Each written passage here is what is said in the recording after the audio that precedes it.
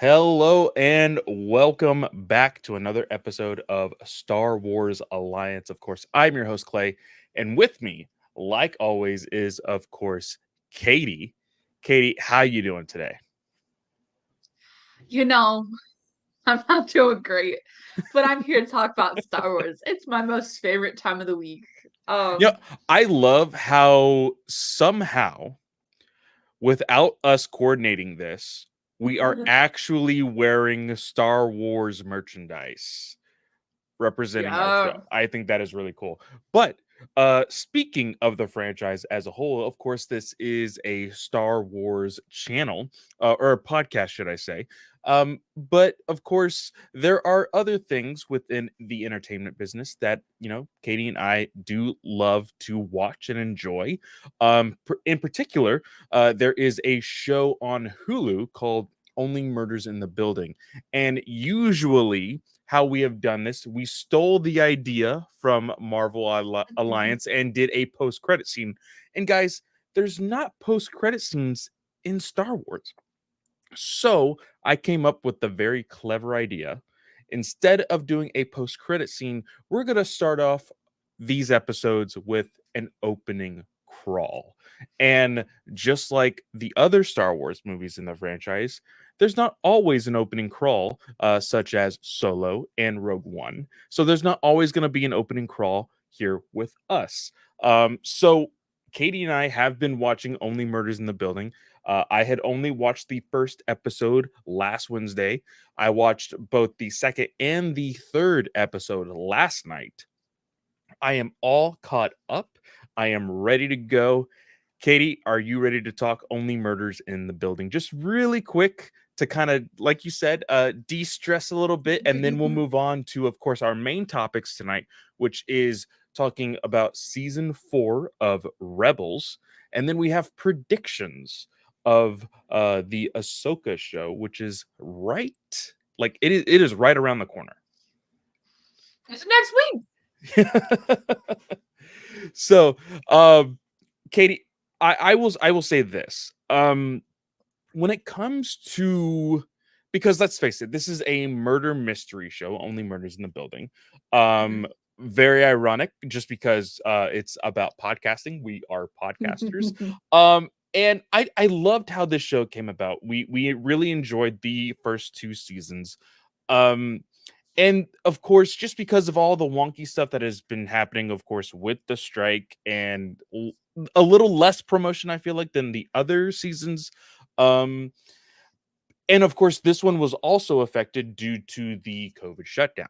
So there was a lot of on and off filming before the strike as well.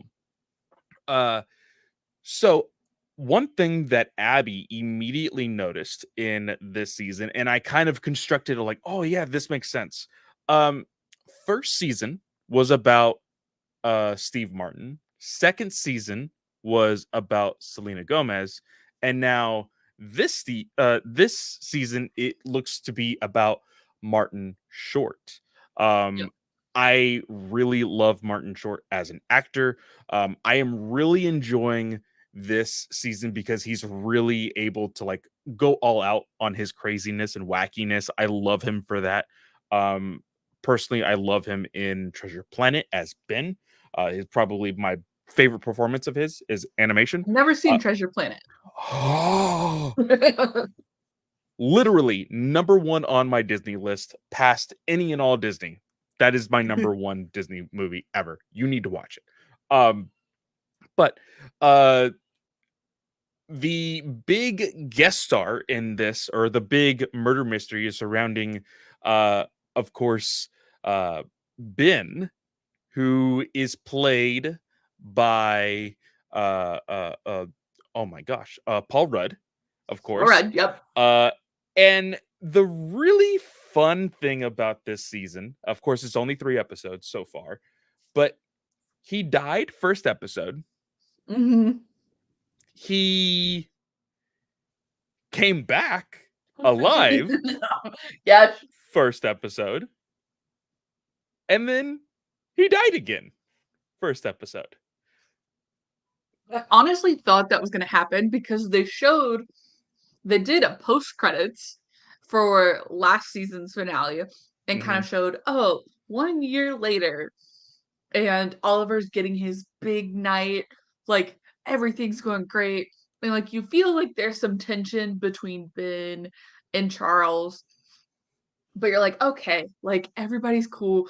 And then Mabel goes, no, like it's been over a year since we've had a dead body, huh? Like happy anniversary or whatever she said.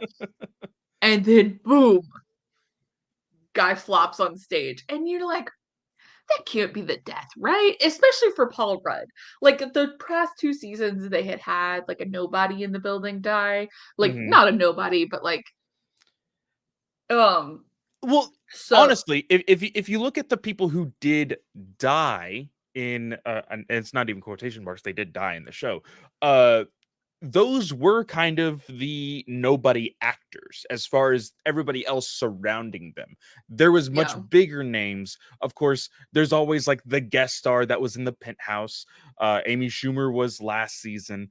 They Hmm. did a callback to that. Ben actually purchased the penthouse at the Zarconia, uh, and he was living there.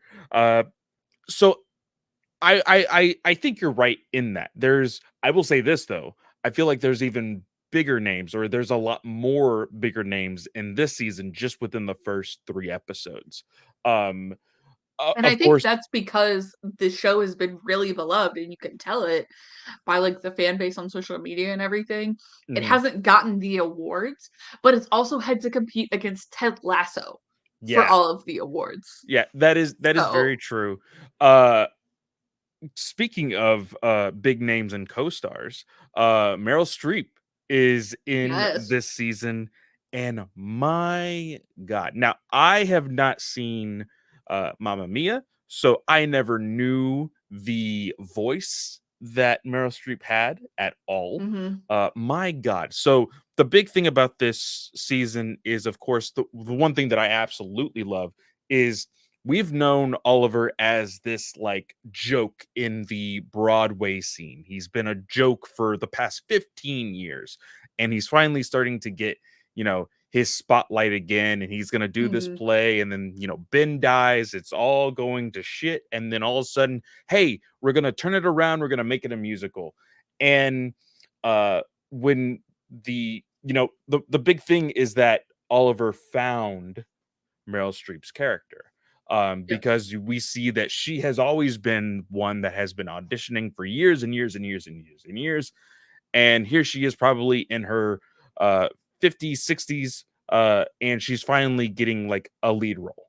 Um, Mm. so I really love her character. But a big question that I always ask myself, I ask Abby, and I ask anybody who's watching this show, because I am definitely the kind of person that is like, by the end of the first episode, I need to start like guessing who the killer is already, Yes. right? So who do you think is, because of course the end of the third episode, they hinted hardcore at Mhm. Kimber, who is Yeah. played by, Ashley Park. yes, Park, who was in the new movie Joyride. Just Yes. came out just Great in recently. that, by the way. Yes. Uh, so they really hinted hardcore at her being the possible killer because of these handkerchiefs, these pocket protector things. They were a wrap gift, basically, like we see Yes. a lot for TV shows. Yes. Uh but they've also seemingly hinted at possible Mel Streep's character being, just because she really did not like Ben at all. We are And starting to also see. Charles doesn't like him. But we True. figured out why Charles and Well, him were having yeah, problems. that I thought that was really, really funny. I don't know why Charles is really beating himself up though. It's been years, and we've kind of seen the I love Charles because he is the sweet Mhm. old man that like just understands nothing, uh and he acts like he does. It's so Yeah. it's he is so innocent in this show. There's a moment where he's like, I even got a doctor's note that says I'm too weak to kill, and he does the little like stabbing motion. He's like, ow. Um, he's great. I love Steve Martin. Uh, but I think I I made the prediction that I think Meryl Streep's character has auditioned for more than one of Oliver's plays. And like Oh, and this is like a revenge type thing? yes. Ooh, that could be interesting. And he just like like he forgot about it completely. Um and I think that's going to be playing a part in it. I don't know if she is 100% the killer though, because the big clue is the Grey's Anatomy guy. I can't Mhm. remember his name, but he is the doc. Taubert. Oh yes, Tobert, Robert with the T. Mhm. He is a documentary guy, and he is wanting to. There's a story here with Ben's murder, and he wants to tell it. And he was able to capture some live footage of like right before Ben died, and you couldn't see the other person Ben was talking to, but Ben was very upset, and he said, uh, I want you so bad, but you're bad for me." You Uh, wanna know what I don't think that's a person. I think somebody put cookies in his room, and that's how the poison got into his system where he passes out originally. really? Yes, because remember in the first 2 episodes, I can't remember which one, but they have The table read. the the table read, yes. And one of the characters brings cookies. And he's like, "Oh, I can't have those. But you could put them right here." And then like he goes to eat them and everything, and Dickie's like, "Dude, come on," or like whatever. Yeah, But yeah, like I really think he's talking to cookies, and then he falls for the cookies like he always does, because that's what he was doing at the table read. that would be that would be just like this show to make that reveal that he was talking to cookies. I suspect either Mel Streep or Dickie. Because of course, like Abby Dickie said, is my pick. why not choose the person closest to him, which is his brother? It's the stereotypical like, oh, he had fame and he didn't, all of this other stuff. He was very quick to pick up on Mel Streep's, being an agent and whatnot. Maybe there's collusion with both of them, maybe. I think there's a possibility of that going on. I do see All in the Game and Andrew uh in the chat right now. Yes, I we were me and Abby were just talking about the intro to this. I really do enjoy that it's so simple. I was Yeah, telling Abby, I bet you anything, and I'm so glad that they didn't do this. I bet you anything that there was a producer, because of course Selena Gomez is also a producer on the show. I bet you anything there was somebody else on the team that said, "Selena, you're a singer. Why don't you sing the intro?" And she didn't want to, and I'm so glad that they didn't go with that. I'm not saying that yeah, that's what happened, but I can almost guarantee, hey, this is probably something that you want to do. And I'm yeah, like, just because she's a singer does not mean that she has to sing. Which I do enjoy her actually putting her singing chops in episode 2 when they're doing the yeah. whole razzle dazzle thing. That was funny. I love Steve Martin in the bejeweled jacket and everything else. That was Yes. hilarious. And Mabel going, "I'm not participating in this musical." I guarantee you, okay, I really think that Meryl Streep's character is going to die because she is, and I'm gonna logic this, because she is a special guest star. She is not a member of the main cast. Oh, I am So not going to like that. Um, eh, I just don't think that it's So I so I don't are think you, it's Kimber. I think it's Dicky. But I still think Dicky is going to be the one who's like, I need to be in the spotlight. And her picking to stay at the play instead of going to the Grey's Anatomy spinoff, which is kind of funny with Jesse Williams yeah, involved. But her not going to that, Dicky's not going to be able to continue to make his mark as a manager and that's a true. producer. Oh, that's true. Okay. Okay. See, hmm. So do you think, and I was so pissed when Oliver started to have that heart attack. I was like, "Don't do this to me. Do not do this to me." I'm so glad he's okay. Um so if you think she's going to die, do we assume that Oliver is going to force uh uh uh uh oh Selena Gomez's uh I think so. character to be the nanny in the play? I think so. Wow. Hmm. And she's going to agree specifically so she can take on the lead role to identify the killer. Oh, look at you. Okay, okay. But see, I can also see it being like this, a side bar of like, hey, because she's been having these I wouldn't say hallucinations. She's been talking to herself with Ben. Because we found out She's had those previously. she's had those in previous seasons, but we found out that there's a much bigger connection with her and Ben as an actor, because his show is what got her through all the times where her and her mother weren't really connecting, but in actuality they were connecting in separate rooms while watching the show. Girl Cop was the show. um I think that she will also be convinced to be like, "Oh, this will be my thank you to Ben as an actor to help me, and now I'm gonna help him with his, last show going on or whatever." Yeah. Okay. Okay, I think I'm convinced that it might be for sure Dicky. We will wait and see. Of course, this is only episode 3.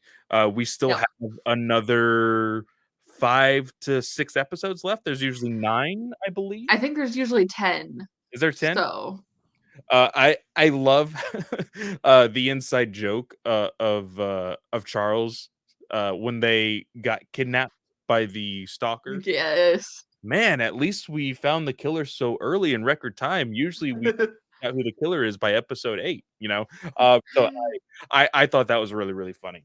And I that was another thing is and they did a fantastic job at kind of throwing in those punchlines in season 2 of like, "Oh, we didn't take as much of a hiatus," or whatever it was. Um, so I think because Charles said in this episode, he was like, "Another girl killer would just be too sexist," or whatever. He said that. I see, when that is what is making me so hesitant on it's not Kimber at all. I think that is a total like, hey, because again, these people are actors. I think Kimber just wants to be a very popular actor. She wants the Yeah. limelight. She saw how like perfect Meryl Streep's character was singing that song. And like it made no sense whatsoever for her to just jump up on stage and start singing with her, but it made it sound nice. I really enjoyed the Yeah. performance. But I think it's just, hey, I want to be on top. Um, Yeah. and like, cause even the whole like, oh, the handkerchief, I must have thrown it away or like donated it or something. That's supposed to like send red flags to you, but I think it's just a And throwaway it's thing. it's too early in the season for us to know the killer. Like, Yeah. I get what Charles was saying, but it's too early. It's too early. Can't do it. Oh man, I am really enjoying the show. I'm going to enjoy the rest of the season for sure. Um, and I there's usually a big twist. There usually is. Mhm. Um, and I want it so badly to be more backstory. with Meryl Streep because I love when there's these big time actors that are playing smaller roles that like don't really understand anything. And Meryl Streep's character in the very beginning was kind of this like shy. When she was like doing the table read and like all those different accents, I was laughing so hard because it's Yeah, that's just what like All in the Game said. He said he loved Meryl's accent, table read scene. It was fantastic. it was so good. But yeah, I want it to be that she knows Oliver from other auditions, and that will kind of connect Charles and Oliver even more because that was the big thing is that they have really been connecting because uh they haven't seen each other for a whole year. They've been auditioning, they've been practicing with this whole play, this Broadway thing. And when they were even in the room, and Charles was like, "Oh, well, Oliver usually like critiques me whenever I'm, Yeah. having my recordings." That scene was so good too. Yes, I loved it. And Selena did a fantastic job of like giving Martin Short's personality, but making it her own Yeah, in that way, like, because it wasn't like a direct repeat. It was just like, okay, let me see what I can do. yeah. But I think that is it for our opening crawl. Let's go ahead and jump into. I don't think there's much of news. We did get the first 3 episodes of Ahsoka as far as the time. We Yeah. saw that the first episode is nearing an hour. The second episode is around 45, 46 minutes, I believe. And the third episode has a giant drop to about 38 minutes. Uh, and I am just going off the top of my head. I don't know if those are completely accurate. For some reason, I don't have them in the Star Wars Alliance chat, but we did also get new Anakin dialogue. Did you watch this TV spot? So I was nervous. I was nervous to watch this. I had seen it all over Twitter, and I was like, you know what? I'm gonna hold back. I think I'm gonna hold back. And then I was scrolling through TikTok, and I was like, oh, well, it's right in front of me now. I got to. And so there's a lot of tinfoil hats going on with the dialogue. There's a lot of people that believe that Anakin will solely be inside Ahsoka's head for this season. What do you think? I don't know about that, especially with this news. And I don't know where this rumor is from, but I could be 100% behind this. Savannah Stain, who played the young Lena Valerian in House of the Dragon, is rumored to be a Clone Wars era Ahsoka Tano in Ahsoka. So potentially hitting some Oh. flashbacks. Oh man, having Hayden in that armor, in that Clone Wars armor. Yes. Oh, I think I think it was Taylor. Of course, Taylor always has really high hopes for anything Star Wars. I think he was one of the first to predict there being actual Clone Wars flashbacks that I remember. I know that we had discussed some things on if it would actually happen or not. Um, if it does, that would be absolutely amazing. I 100% want it. I think like any scene with Hayden would be enough, but just with Obi-Wan, there just wasn't enough, so I want more. Uh, so I I'm going I'm gonna go ahead and say if again, we don't trust anything unless it's on StarWars.com. But and we're probably jumping the gun here because we do have predictions to talk about after season 4 of Ahsoka. But I'm gonna say, Rebels. yeah, sorry, season 4 of Rebels, leading into our predictions for Ahsoka. Uh, I'm gonna say he's because I don't want to get let down. I don't want my heart broken. I'm gonna say he's solely a Force ghost. That's what I I've got. definitely I'm thinking both. I'm thinking flashbacks, but then also Force Ghost. Okay. Okay. Uh Especially especially with what we know of her interactions with Luke. I think that could play into effect, but it could also tie into Shadow of the Sith because Anakin shows up on what we presume is Exegol to save Luke yes. from the people, but he doesn't have enough strength. And so what if he spent all of his strength on Ahsoka with his Force Ghost? I would agree with that creative choice. I would 100% agree. Because he doesn't know Luke. He doesn't know Luke. Like what? Like yeah, he probably got to know him like what for the 0.5 seconds he saw at the after party of the Death Star destruction. Like that's probably it. Ah, Like come on. Like he trained Ahsoka. Like he's going to look out for her. Um and not that Dave Filoni is listening to the books by any means, but it also seemed in Shadow of the Sith that that was like one of the first times that Anakin had appeared to Luke in a very long time. yeah. And I correct me if I'm wrong. Anybody who is also listening who is as nerdy as Katie when it comes to canon, but as far as canon wise, there's not a whole lot of that. Anakin that Anakin Skywalker, not Darth Vader, Mhm. Anakin Skywalker is like revealing himself to Luke Skywalker after Return of the Jedi. You know, Yeah.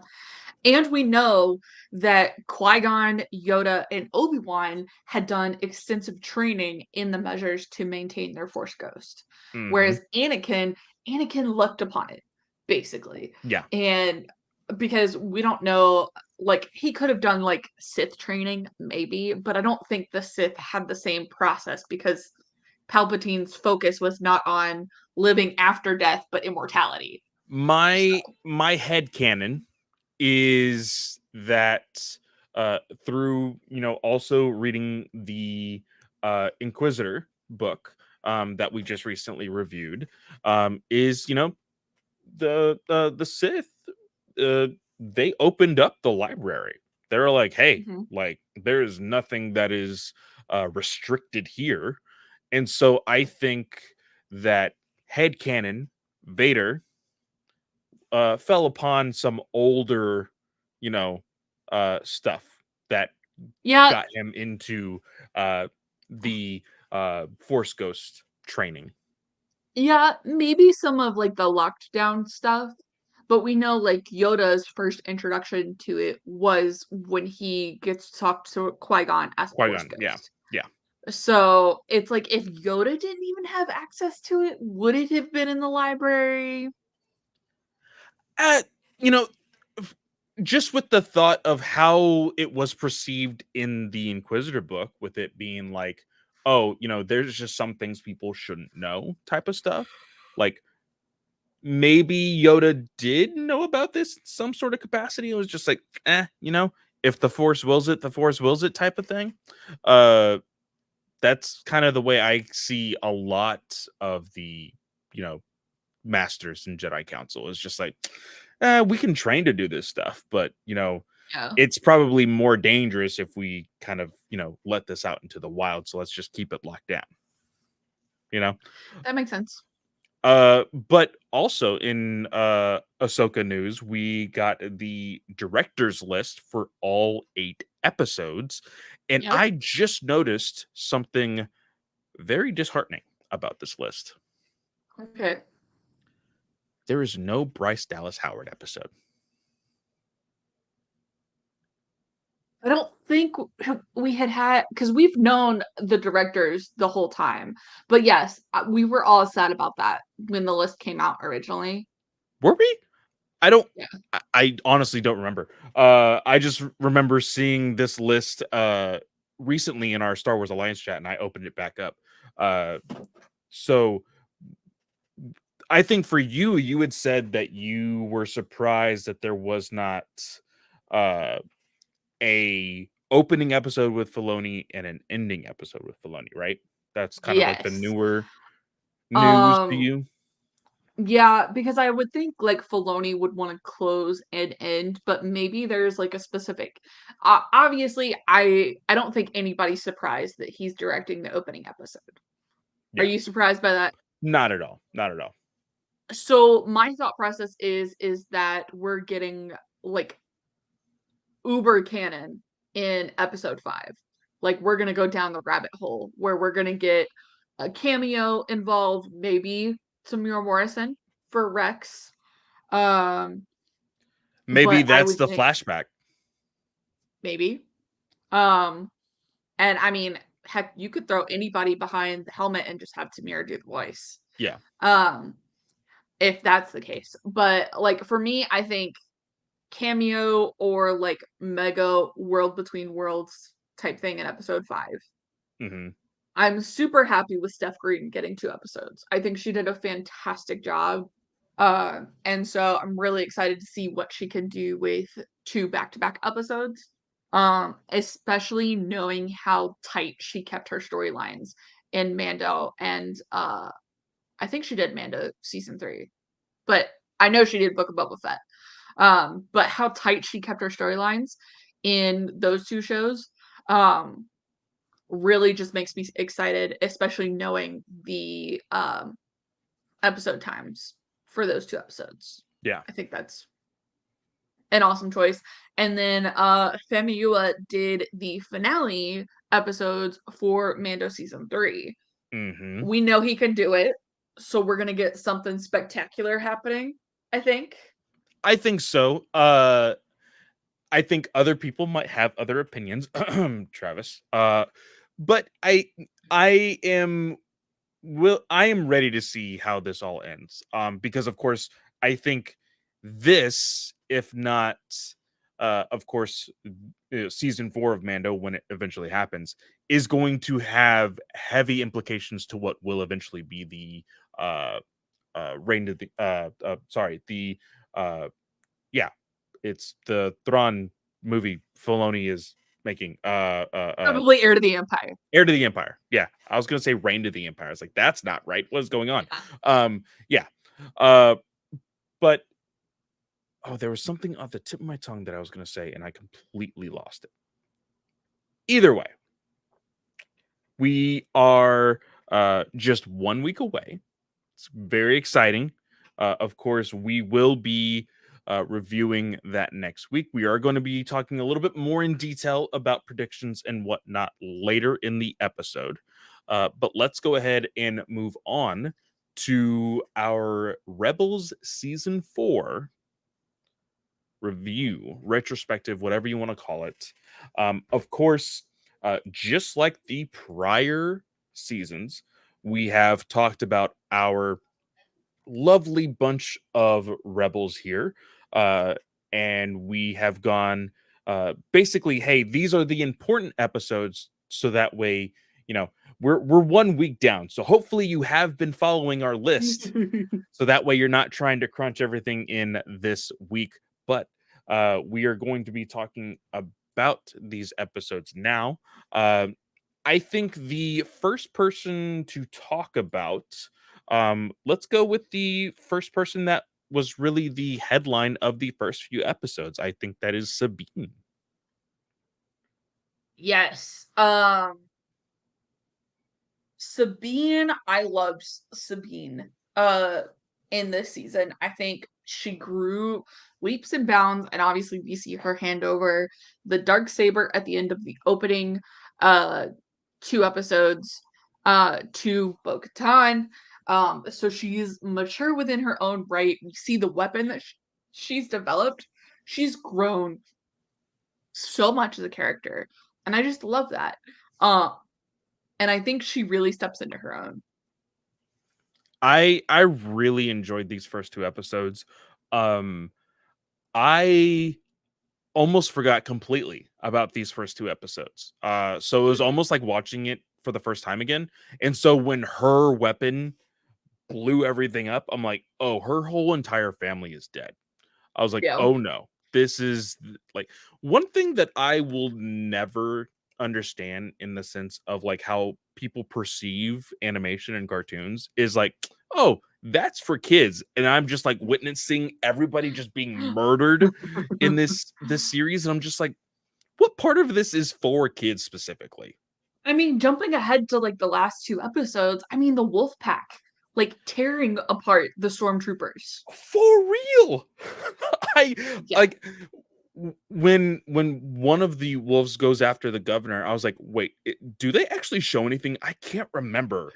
And I was kind of getting worried. I'm a little bit more sensitive to these things now that I am a father. I'm still going to have Amberlyn watch all of the stuff that I watched as a kid, but I have to be a little bit more sensitive to it. And so I did make a mental note of these things. Like, holy crap, these people are just dying, and we're just like, yay. Um, but I did like the opening 2 episodes. She is also a big part of the episode 4, which is the in the name of the rebellion, where her and Ezra go on a solo mission with Saw Gerrera.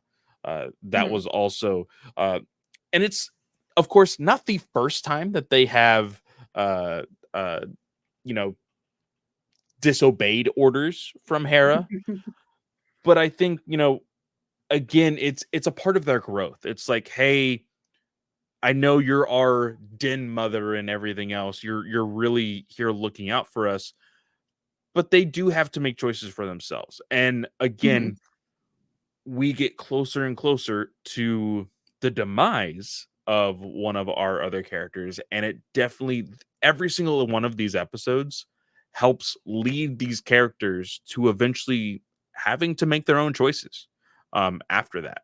So uh I really like the growth of Sabine.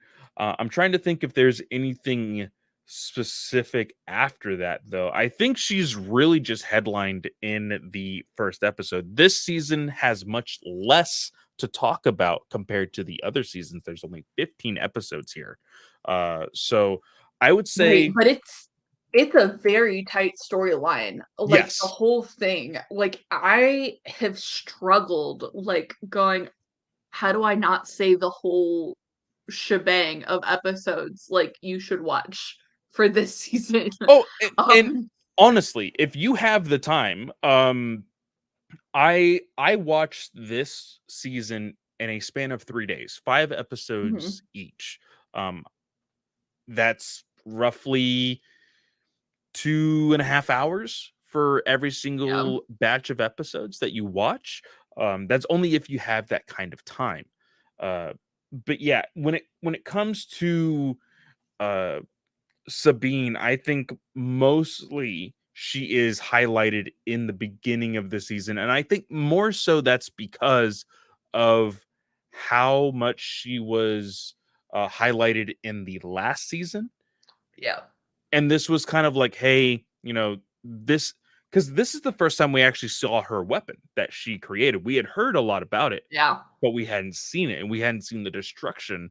And some people could say, "Oh, she's exaggerating over that and everything else," but when you actually witness it, it's actually really really powerful and really emotional for her when she thinks her entire clan just died. yeah. It it's definitely because Matt and I watched those 2 episodes together, and I was like, "Oh my gosh." I hadn't forgotten, like, that her family makes it out, but it was still so emotional, like, seeing, like, what's happening and just realizing, like, "Oh," like, I mean, I if you or I as a kid were like, "Yeah, design the nastiest weapon you could possibly think of," and, like but, like, you think about it and you go, "Okay, in school, they turn everything into a game."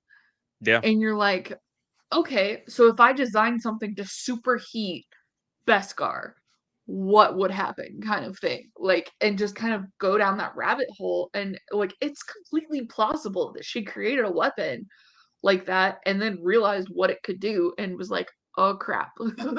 So, But I also love how they highlighted her intelligence with being able to reverse the yeah. power of that weapon. We saw, oh shoot, what is his name? Kind of go drunk with Finn power. Rao. Finn Rao. Or no, No, it Gar wasn't Finn. Saxon. Gar Yes. Saxon's the evil one. Yeah, he kind of got drunk with power at the end of those 2 episodes.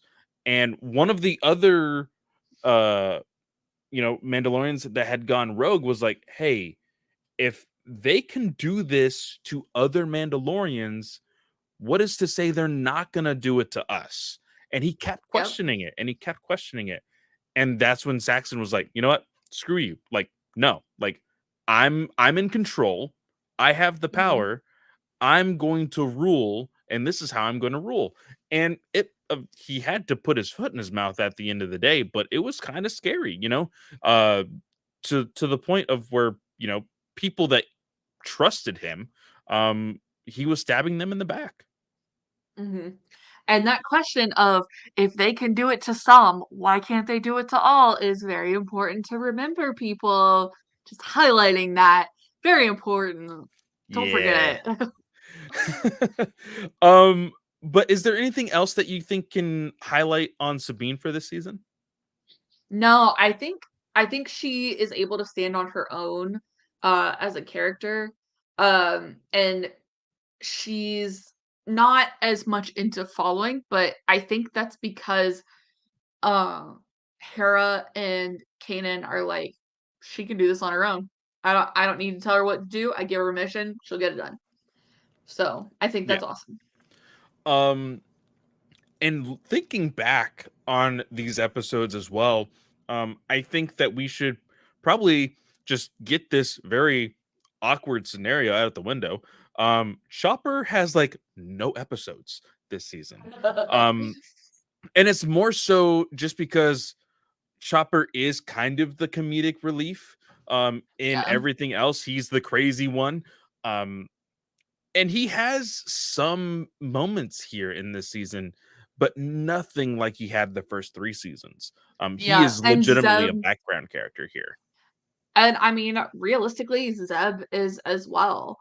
Hmm. They just aren't given a ton to do. I mean, Chopper is still there. He's still assisting. He's still funny, but he and Zeb are not given like, okay, here's your time to shine, kind of thing. Hmm. And that doesn't mean they're not part of the family. It just means like, they're definitely like more background and there to support the other characters, which is why I don't think Zeb I think is going to make 1 or 2 appearances in Ahsoka, but he's not going to be in the whole season, not like Hera and not like Sabine are. Yeah, yeah. Um, let's go ahead and talk about, because I think I'm gonna go ahead and say this. I am pretty sure uh Kanan and Ezra will be our last characters to talk about. Yeah. Okay, let's go ahead and move to Hera this season. Yeah. Um, Hera had, of course, her normal getaway driver, pilot, person in command, den mother, uh, of course, scenario that she always has, but she played a bigger part in some emotional scenes near the end of the season, because she gets captured. That is like one of the biggest parts of this season, is that she does get captured. Um, Yeah. and that has happened plenty of times, with everybody else in every other season.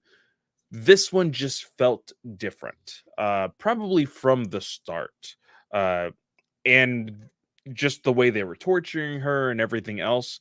Uh, she, of course, is still, like I said, the den mother of this group of rebellions, which also there's a scene in one of the last episodes where one of these side characters betrays the rebellion. I put that in quotation marks. Um, and he says, "Oh, I will give you the rebellion." And like, he's legitimately only talking about this group of individuals. Like, hey, like, this is the rebellion. I kind of love that. Like, this group of just quirky individuals has caused the galaxy so much of a headache that like, yeah, they are the most Mhm. wanted in the galaxy. Like that's just the way they made it out to seem in that conversation, Uh, and I couldn't help but chuckle a little bit.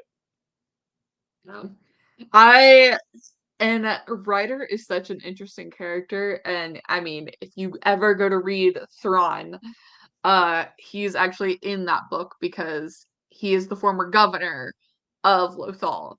Okay. Um, so Thrawn kind of covers Arinda Price, Thrawn, and then Thrawn's buddy. I can't remember his name for the life of Okay. me. Um, but that's what Thrawn is taking place. And um, so yeah, he's such an interesting character. Uh, uh as far as Hera though, there is I'm trying to remember early in the season.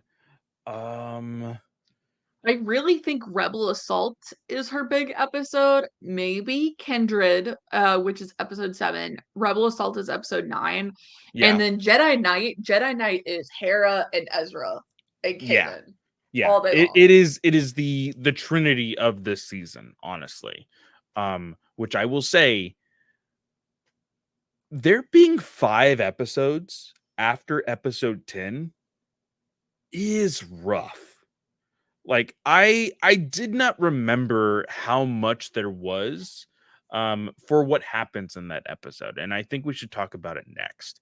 Okay. Um just also staying um Rebel Assault episode 9 um was probably the most down and dirty we have seen Hera get as far as like really like fighting in the trenches. Because she's always in the quote unquote safety of her ship, the safety Yeah. of the Ghost. We never really see her uh out there, getting, shooting stormtroopers and setting the traps and everything else. That's everybody else. That's all the other specters. Spectre, 1 through 6 is basically, or 3 through 6 is the people who get down and dirty. But I do like the suspense of episode 9 for sure.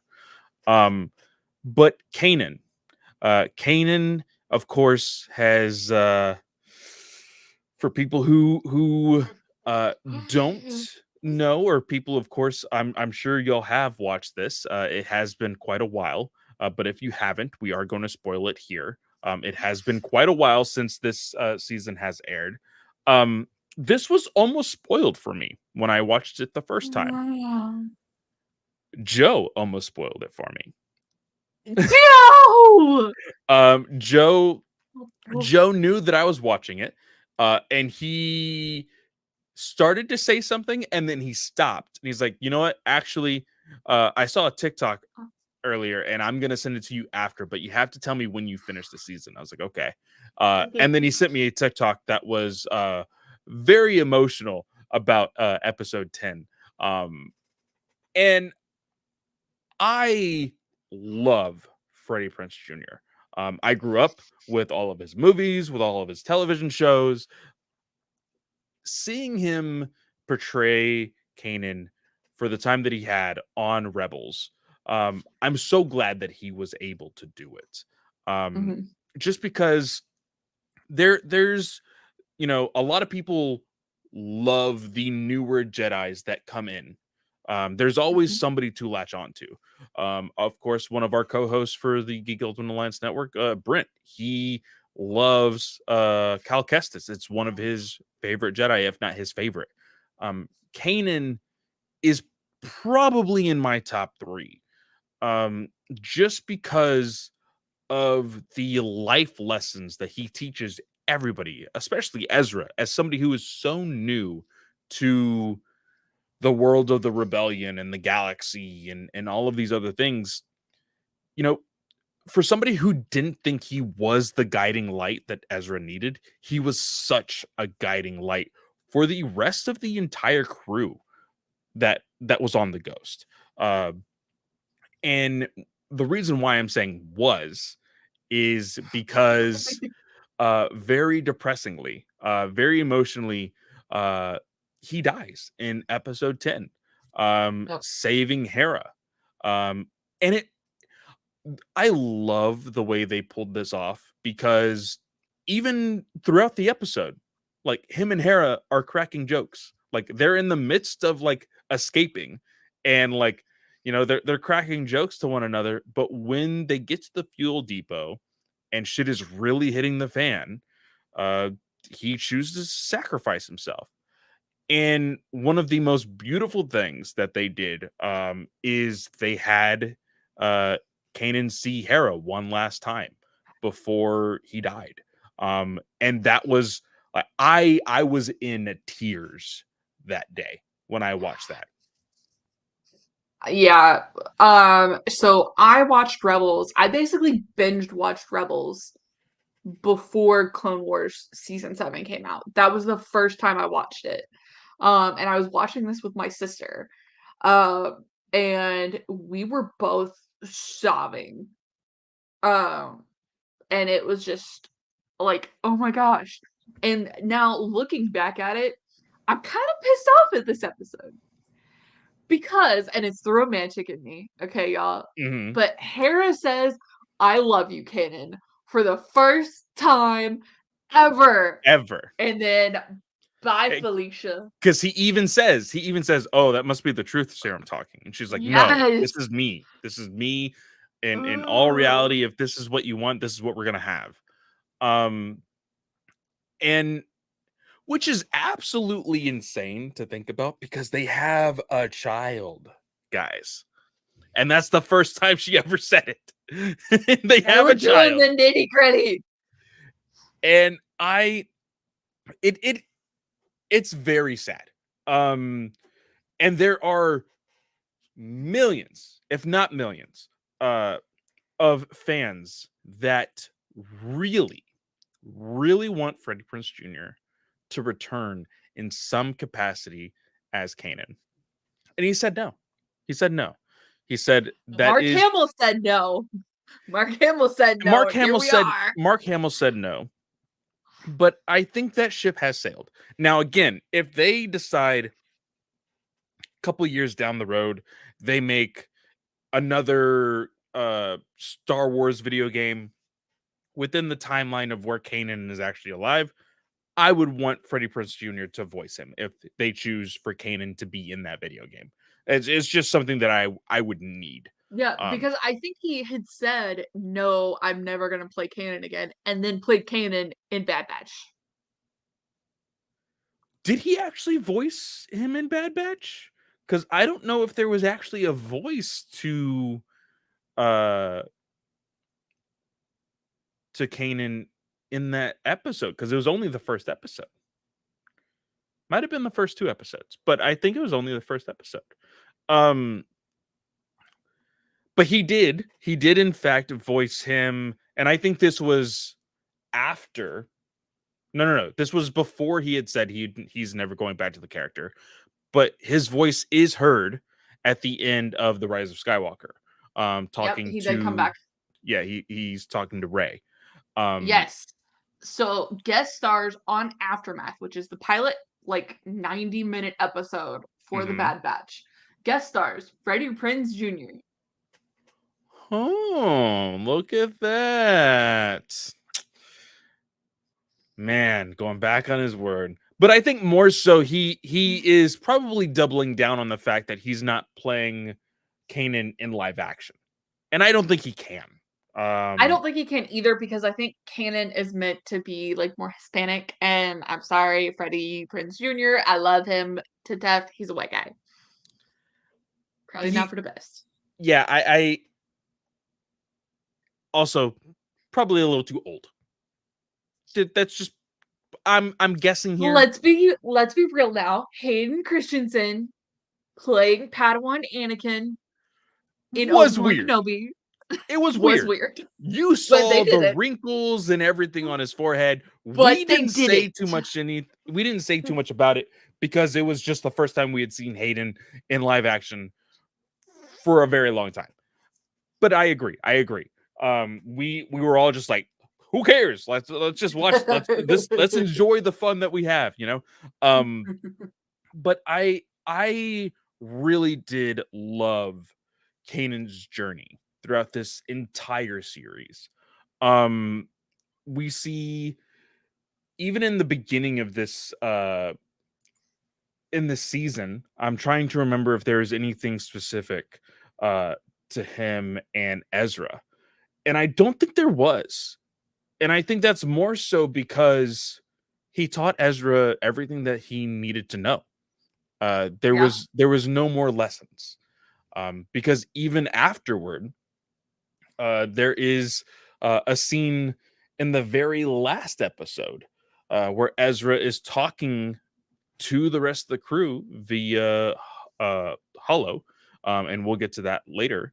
Where he says, "Oh, I think that's something that Kanan has taught me," and he has taken everything that Kanan has taught him to heart, um, and that shows throughout the entire series, and especially after season three.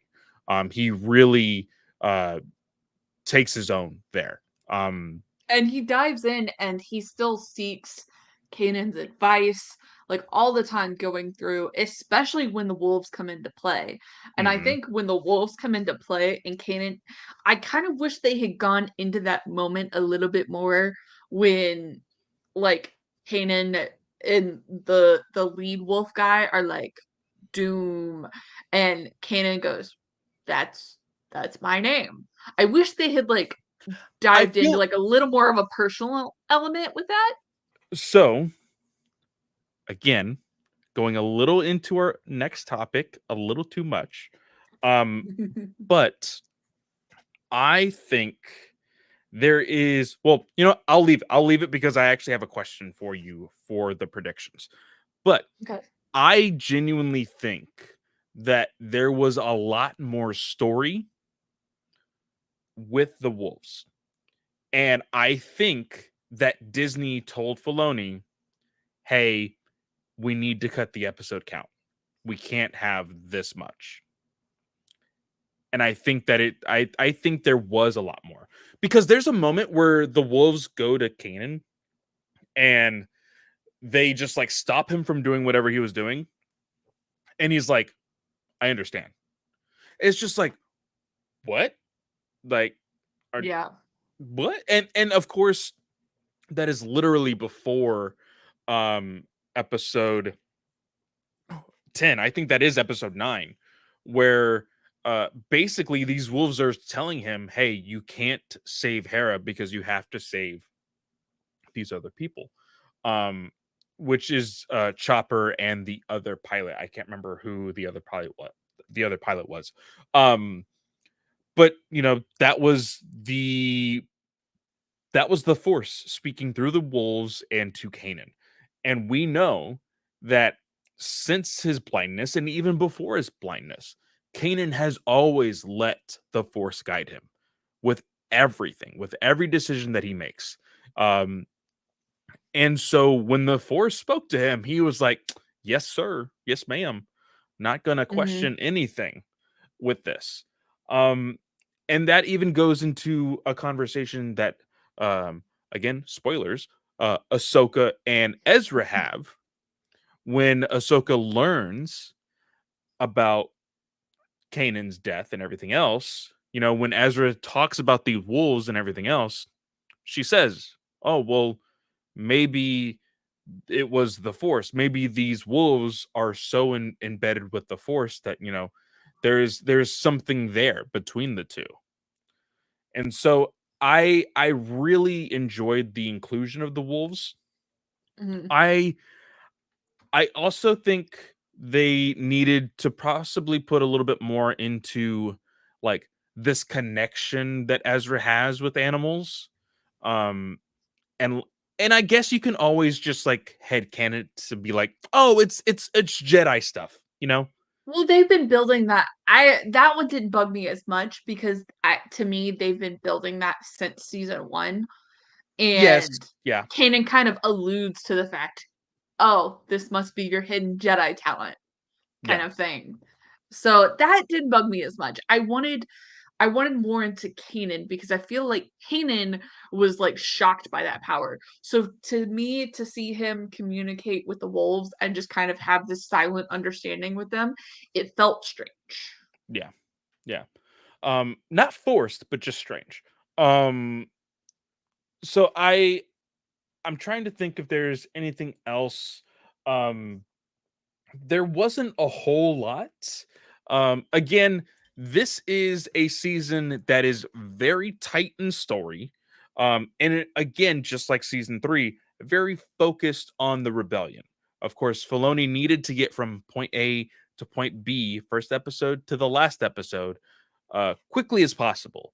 Um, and it really did feel like every episode had a meaning to jump into the next. There wasn't a whole lot of those random, uh, uh, what are they usually called? Filler episodes. Yeah. So I did enjoy that. And I think that's, that goes with anything. We have Ahsoka with, 8 or 9 episodes. I'm really hoping there's not going to be one episode that's just completely filler. Um, Yeah. Mandalorian, we've gotten a few filler episodes, but for the most part, it's all story. And that just comes with the territory of streaming. It's hey, we're gonna lower the episode count, and I think that's probably what happened to season four. I think that we were on the horizon of Disney getting an app. It was the very end of the series.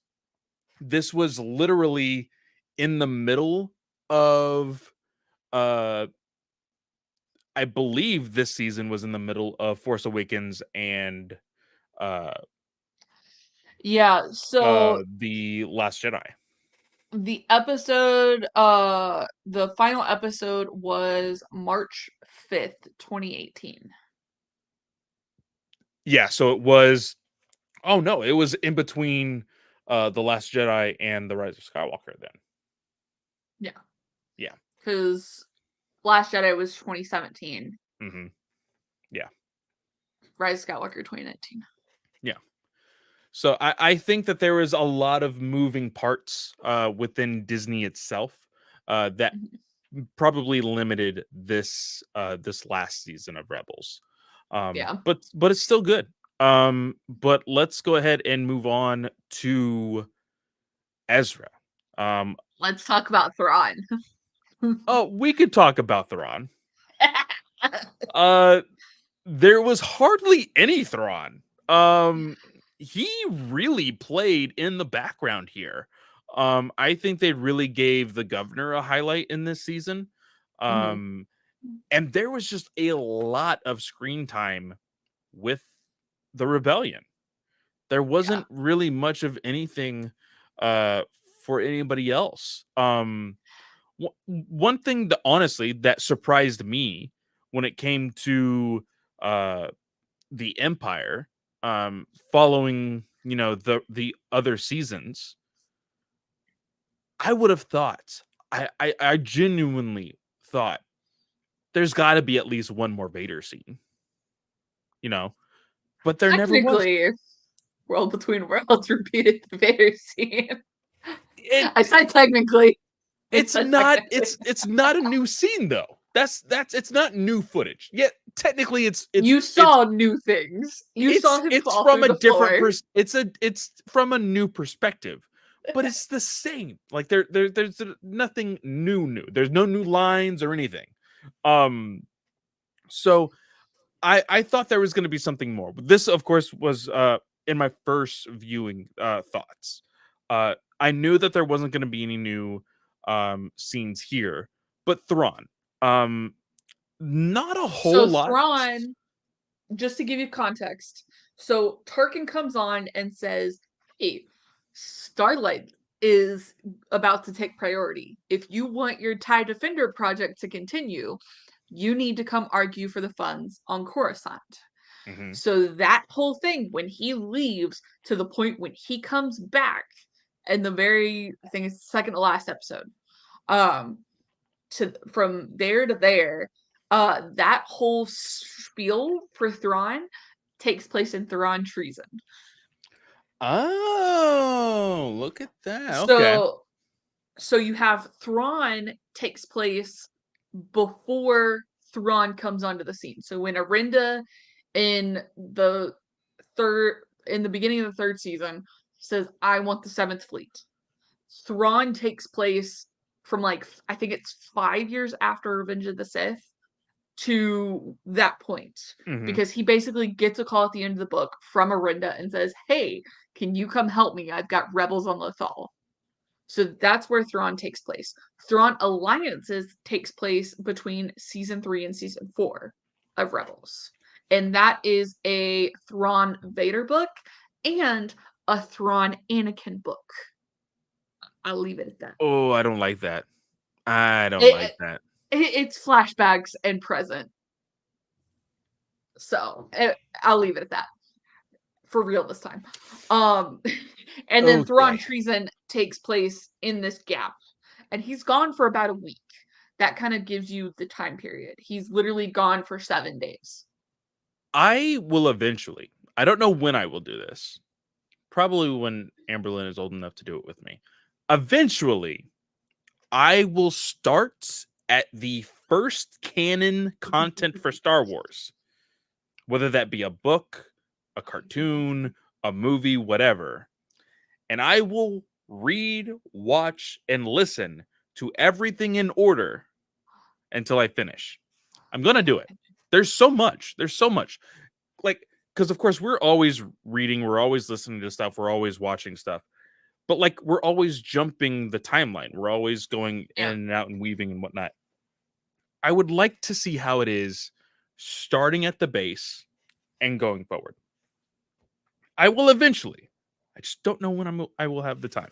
Um, but yeah, Thrawn, I again, like he was gone for a lot of the stuff, and I'm glad there wasn't any, uh, you know, of the uh very hardcore deducing, you know, hey, I'm force sensitive and I can detect Ezra and Kanan are probably gonna do this in 14 days.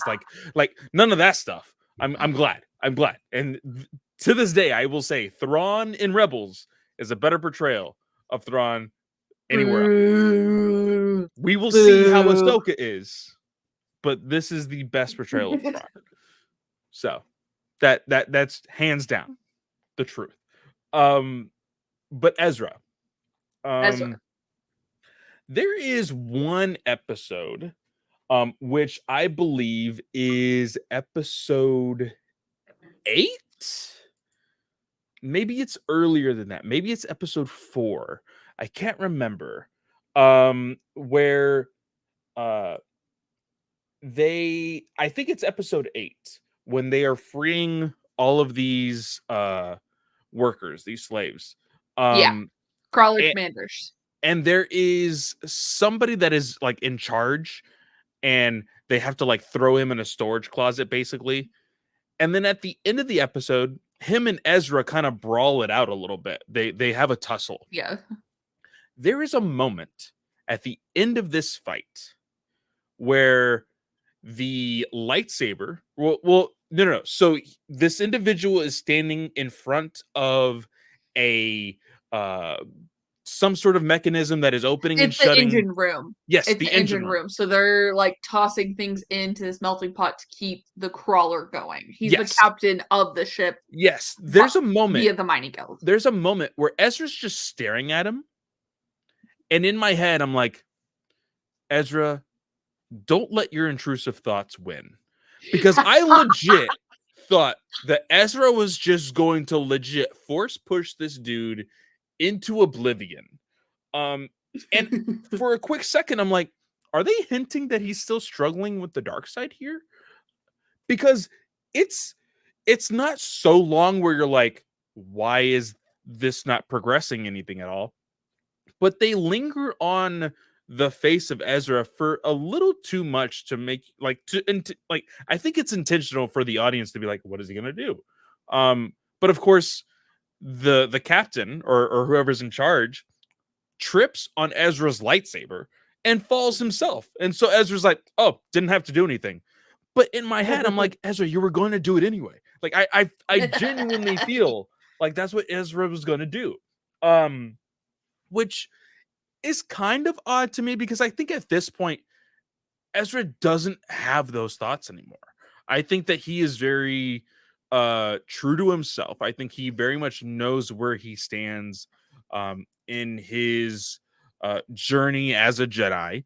Um, I think there is still room for Ezra to question a lot of things, but I think that's more so with his experience and age, not necessarily like his guidance into the Force, you know? That's Yeah, just me. Uh I think so too. I think Ezra Ezra feels like the most present character, but he also feels like the most behind the scenes character. mhm, Like he's kind of accepted his point in the Force where it's like I'm here, I'm present, I'm experiencing everything, but I'm not gonna be the one to make huge decisions. And obviously that comes to like a point at the end, especially in Jedi Knight, where Kanan literally confesses his weakness and is like, I can't be in charge of the plan to go get Hera. I can participate, but I am too connected to her to see the blind spots. And so he puts Ezra in charge, and Ezra accepts it, and he accepts being in charge like the rest of the season because we see Hera goes through a grieving process where she has her Calicori and she puts Kanan on the Calicori. Like, it's a whole thing. But Ezra is constantly, he is the most stable character on the season. mhm. And it's like, where is Ezra? Because I want to know where he is. I need to know. That'll come with our discussion of Ahsoka. But speaking of Ahsoka, there's a very important episode in this season happens, of course, after Jedi Knight. It happens episode 13, The World Between Worlds. Um, Mhm. this is the best thing that could ever happen to Star Wars because it gives them so many possibilities, unlimited possibilities. Which also we didn't mention this in the news section because there's no confirmed source to this. There's just rumors out there, but apparently and I think honestly, I think it's just the hype of fans. I don't think this is real whatsoever. But we talked about it very briefly in the GUA chat that apparently um Lucasfilm and Disney are working or workshopping a what if series uh Yeah. with the world between worlds being the focal point for Star Wars. Which I 100% believe they should. I think they should do it Yeah. because And it could be interesting. What if, and this could be a prediction thing, but what if Dave Filoni's episode 5, they're really playing with the world between worlds, and that's kind of their introduction. And I the hope world so. between worlds will return in What If Star Wars. I need it. I need it. I said this the week that I found out about the world between worlds. I said, "Hey, Star Wars needs to legitimately play with time travel and they could legitimately rewrite everything. Like all these like questionable like oh, well, this doesn't work in canon because of this. You don't have to worry about it anymore. You can literally rewrite it in history because you have the world between worlds. You can play along with anything. Yeah. Um, and for me, I know me and Travis Snell have a completely different stance on the world between worlds. He thinks it's stupid because now it's it's quite possibly going to be the source of every MacGuffin that Star Wars ever wants to play off.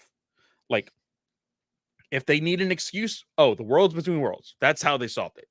Oh, this person died. Well, world between worlds, whatever. And for I would me, like to present to you 2018 to 2023. We have not seen the fucking world between worlds since now. no, we haven't. We haven't.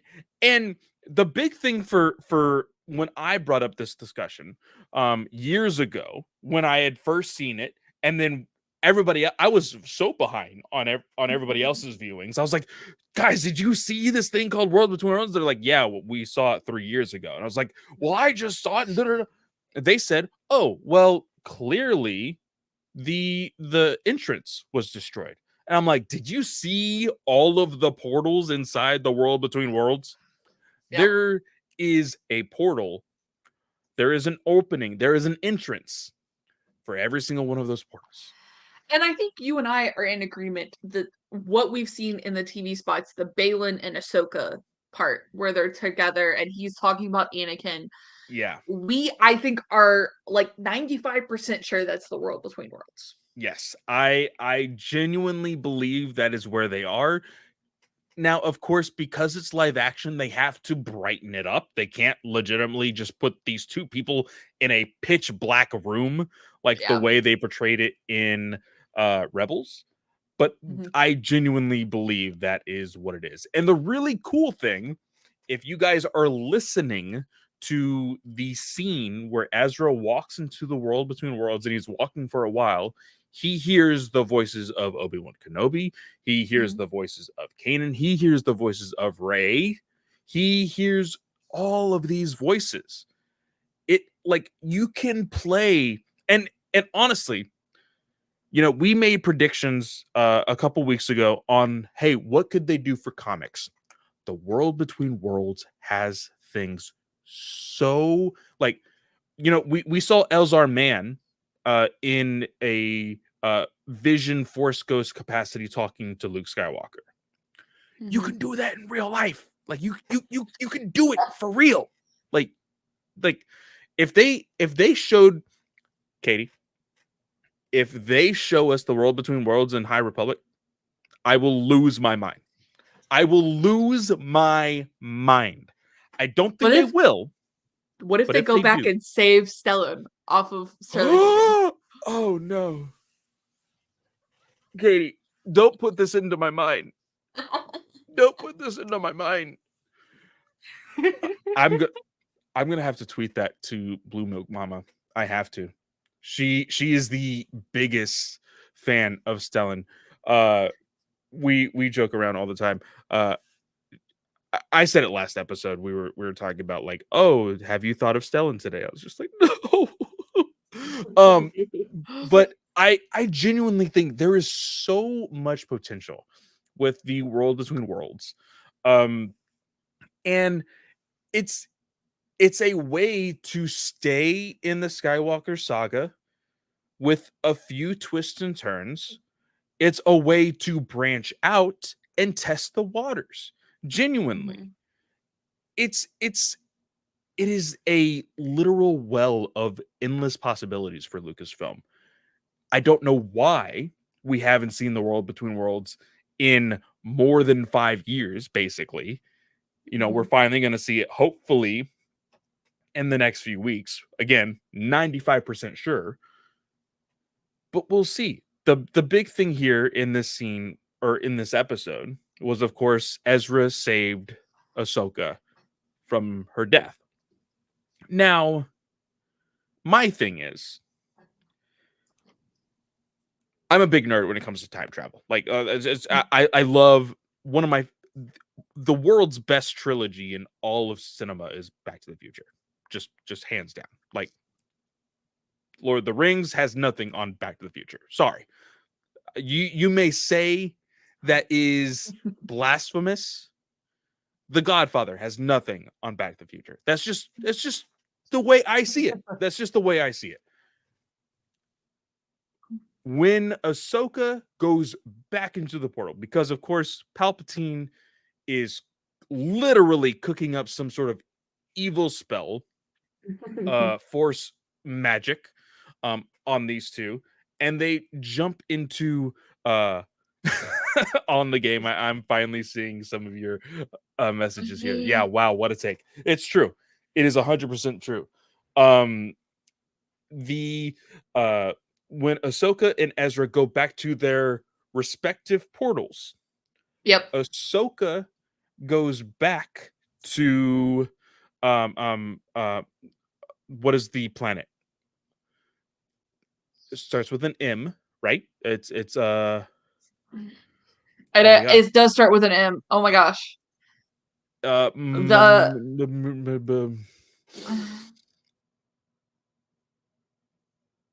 it's not Mustafar. It's It's not Mustafar. oh my gosh, I can't remember it. Oh, apparently the voices include Jyn Erso, Sharut Imwe, Kanan Jarrus, and Leia Organa, Maz Kanata, Finn, Rey, Poe, and Kylo. By the way, Malachor. Malachor, yes. She ends up back at Malachor Mhm. after the incident that was supposed to take place. I'm assuming because Ezra jumped back into the portal and there was still a little bit of time that had taken place, but not a whole lot of time. So Ahsoka is basically still alive from the moment at the end of season 2. Right, because we see her walk through with the little owl guy in the background. We see her walk into the temple. Yes. My thing is, though, Ezra said, when you get back, come and find me. And she says, yes, I will. Where are you? Where are you? There is 2 seasons where we didn't see you, Ahsoka. Where are you?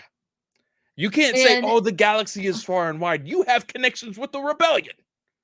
so, okay, do we know that she has a ship on Malachor?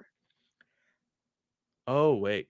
I was like, how did she get there? She got there with the rebels. Yep, with the Phantom. So you think that she has been stranded on Malachor this entire time? So, okay, so we know that 2 of the Inquisitors die. We have the first Inquisitor that was tracking Maul, Yes. and then we have, I think, a 7th sister. 5th brother makes it off. Yes. And then we know Vader, but we know for a fact Vader makes it off. Yes. Um, and presumably in his own ship. So that leaves 2 TIE fighters. But did she know where the TIE fighters were? Well, okay. No. So my thing is 7th sister and 5th brother. Mhm. Did they arrive separately? I believe so, because the TIE fighters, they only fit one comfortably. So they wouldn't take that whole journey in one TIE fighter. True. Unless they flew on a different ship. We never saw their ship. I do think we saw their ships though. I'll need to go back. I'll need to go back. But if not, like to say that she has been stranded on Malachor for that long, like there's got to be some information out there. Or we And get I that have to information wonder on if we're Ahsoka. going to see that in Ahsoka. Yeah, I Mhm. have to wonder if we're going to see that. And I really do think we're going to get like a, oh, hey, here's where I've been kind of thing. And like a recap, because they swear up and down, we don't need to watch Rebels. I All still right, don't. let's talk about the final episode and then let's get to Ahsoka predictions. Yes. Final episode, family reunion and farewell. The very easy synopsis that Disney Plus gives is Ezra and team take drastic action to free Lothal. And they do. It is a crazy plan. One that literally nobody knows except for Ezra. Mainly. They do a lot of planning, but Ezra has like this one like ace up his sleeve that he's not telling anybody. He even like hints at it with Sabine. He's like, "Hey, no matter what happens, like," and he doesn't get to finish his sentence. Um, but this episode has the works. This is the longest episode the entire season, with a total Well, of it's technically 2 episodes. So, true. It's a total of 48 minutes. Um, but we see, uh, they take back Lothal. And Ezra has a big plan to deal with Thrawn, mhm. and that plan is with old friends that we haven't seen in quite some time, Yep. being the Purgles. What was your first reaction when seeing this scene? When I, seeing this episode and finding out what Ezra's plan was? What did you feel the first time? I think my literally reaction was like If you're not on YouTube, you didn't get that. But I was like shocked. I was like, what is going on here? How did the Purgles like okay, we knew how the Purgles got there, but like I didn't know they could get like that close into the planet because we saw Thrawn and Thrawn was like not like on top of the main city of Lothal, but he was kind of on top of it. Yeah. Which you have to be in order to bombard a city, um, and be like accurate with your shots and everything. So it's like the Purgles got so close, and we know like ships have a hard time hitting hyperspace and coming out of hyperspace right next to a gravitational well. So Yeah. it's just interesting scientifically in the matter of Star Wars.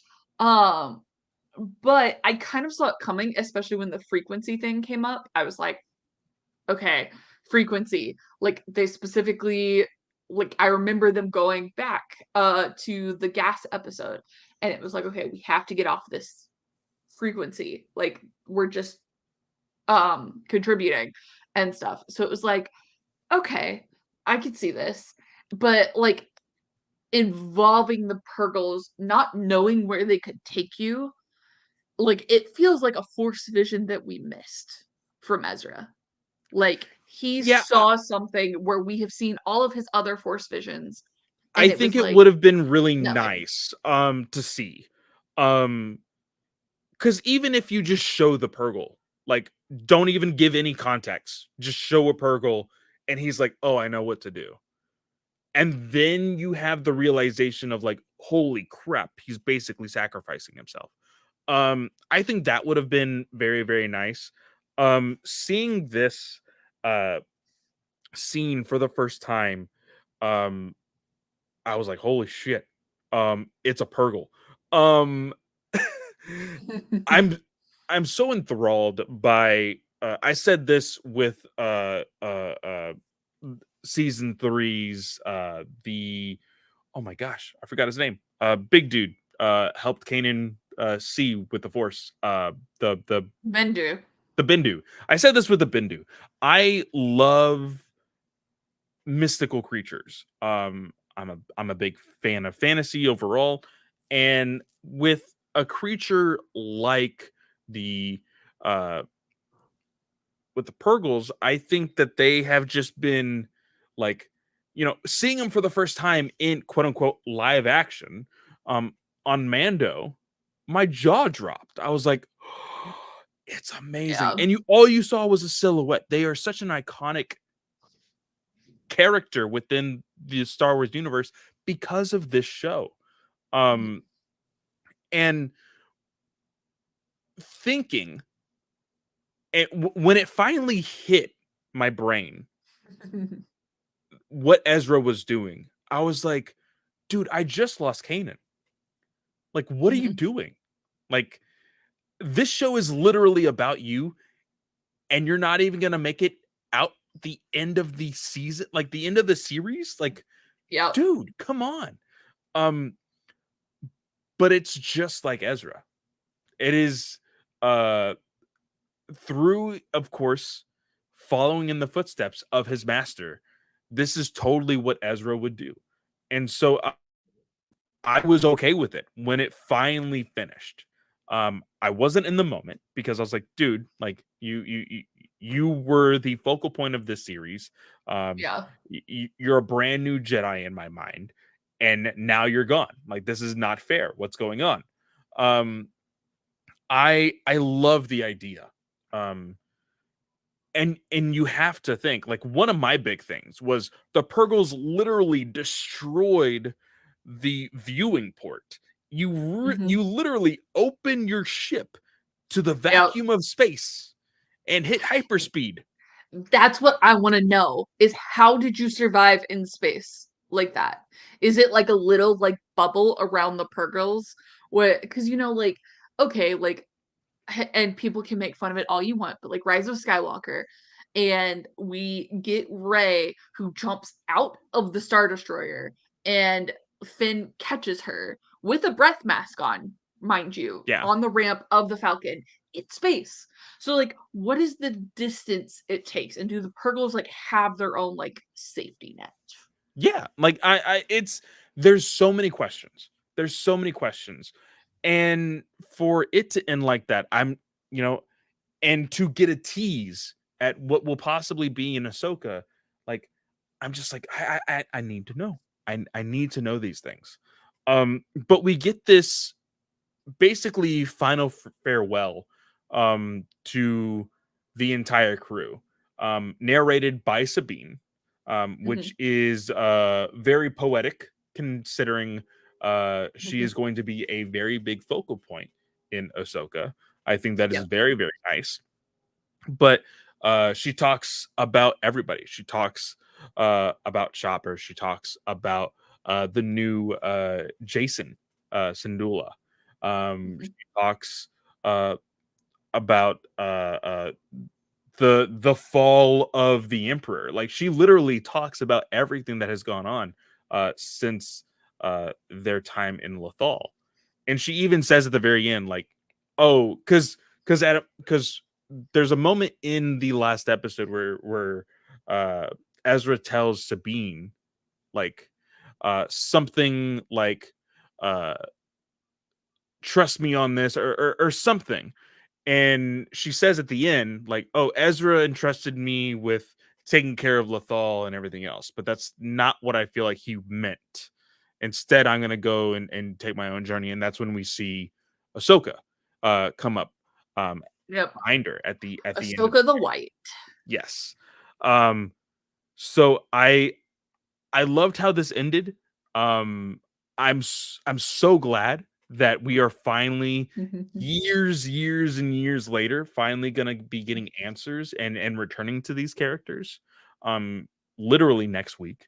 Um, so yeah, I'm really excited for this.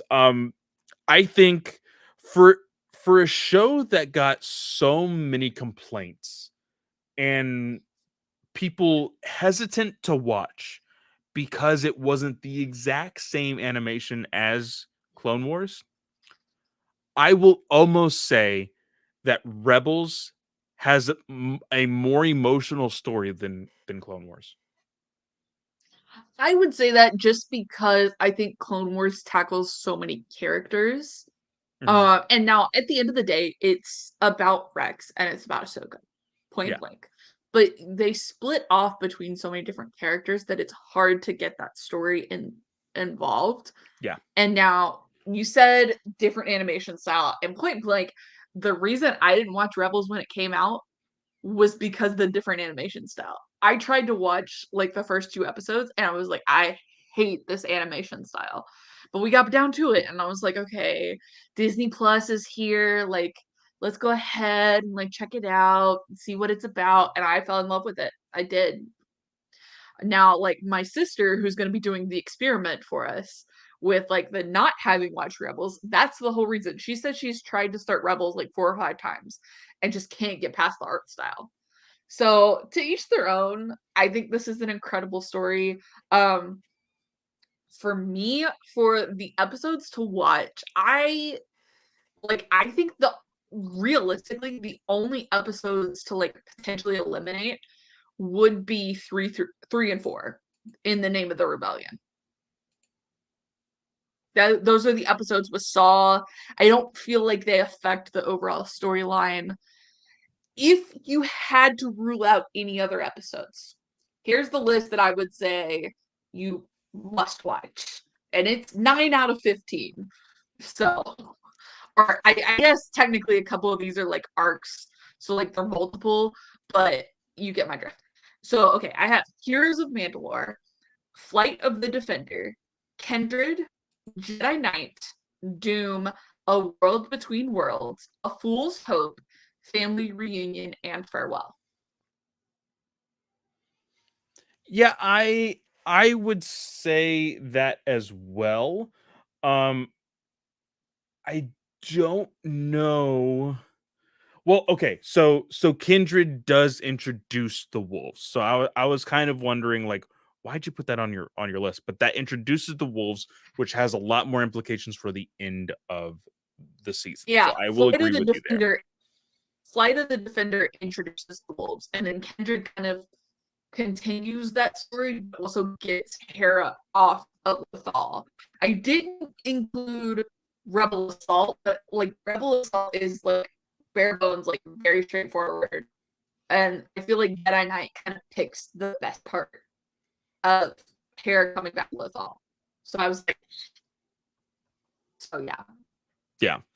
Um, I will agree with that list. I I think that you could. Yeah, I don't know. Again, this is a very tight story. I'm even trying because I don't think we ever, well, comparatively to the other seasons had 20-ish episodes. Yep. So it may not have seemed like a lot there. It just seems like a lot here because the episode count is so much shorter. So yeah, I think that's good. I think if you watch the 9 out of 15, you're still almost cutting the season in half. You're cutting out one, two, three, four, 5 episodes. Yeah. That's 2.5 hours that you're cutting out. Like, and I think that's good enough. Yeah, and like without a doubt, I think the most important part of this season is it would probably be Rebel Assault. If you were gonna cut off like the front part of the season, I think you have to watch Rebel Assault through Family Reunion and Farewell. I don't think the last 5 episodes of the season are negotiable at all whatsoever. Yeah, no, I don't think so either. Just because the focal point of episode 10 is what barrels the rest of the season. So I genuinely think that the last 5 are a must watch 100%. So yeah, I am totally in agreement with you. But that goes into and Katie, I want you to start this because I still need to cook up some of my predictions and some of my questions here. Um, Well, I'm hoping we can take a 2-minute break to yeah, go because I gotta 100%. go. I will write this down now and Okay. we will start this up in just a second. For any and all who are still watching, we are going to be doing predictions for Ahsoka, which is premiering next week. I believe it is the first 2 episodes. I will have to get confirmation of that. But uh, there, there's a lot of questions to be answered with Ahsoka. We just talked about the whole thing with Ezra. There's going to be some questions that I have for Katie in regards to that, and so uh, I'm I've just had a lot to think about when it comes to where exactly Dave Filoni is going to take this story because it is an Ahsoka driven show. It's she's the title character, but I don't think any of us necessarily thought that Sabine would be such a focal point that she has been portrayed as in the trailers. So I think that uh, Filoni I think Filoni disguised the Ahsoka show as honestly Rebels season 5 is what I will probably headcanon is we will get a lot more of the Rebel story. That's what I genuinely believe. But um we will get to all of that when Katie gets back.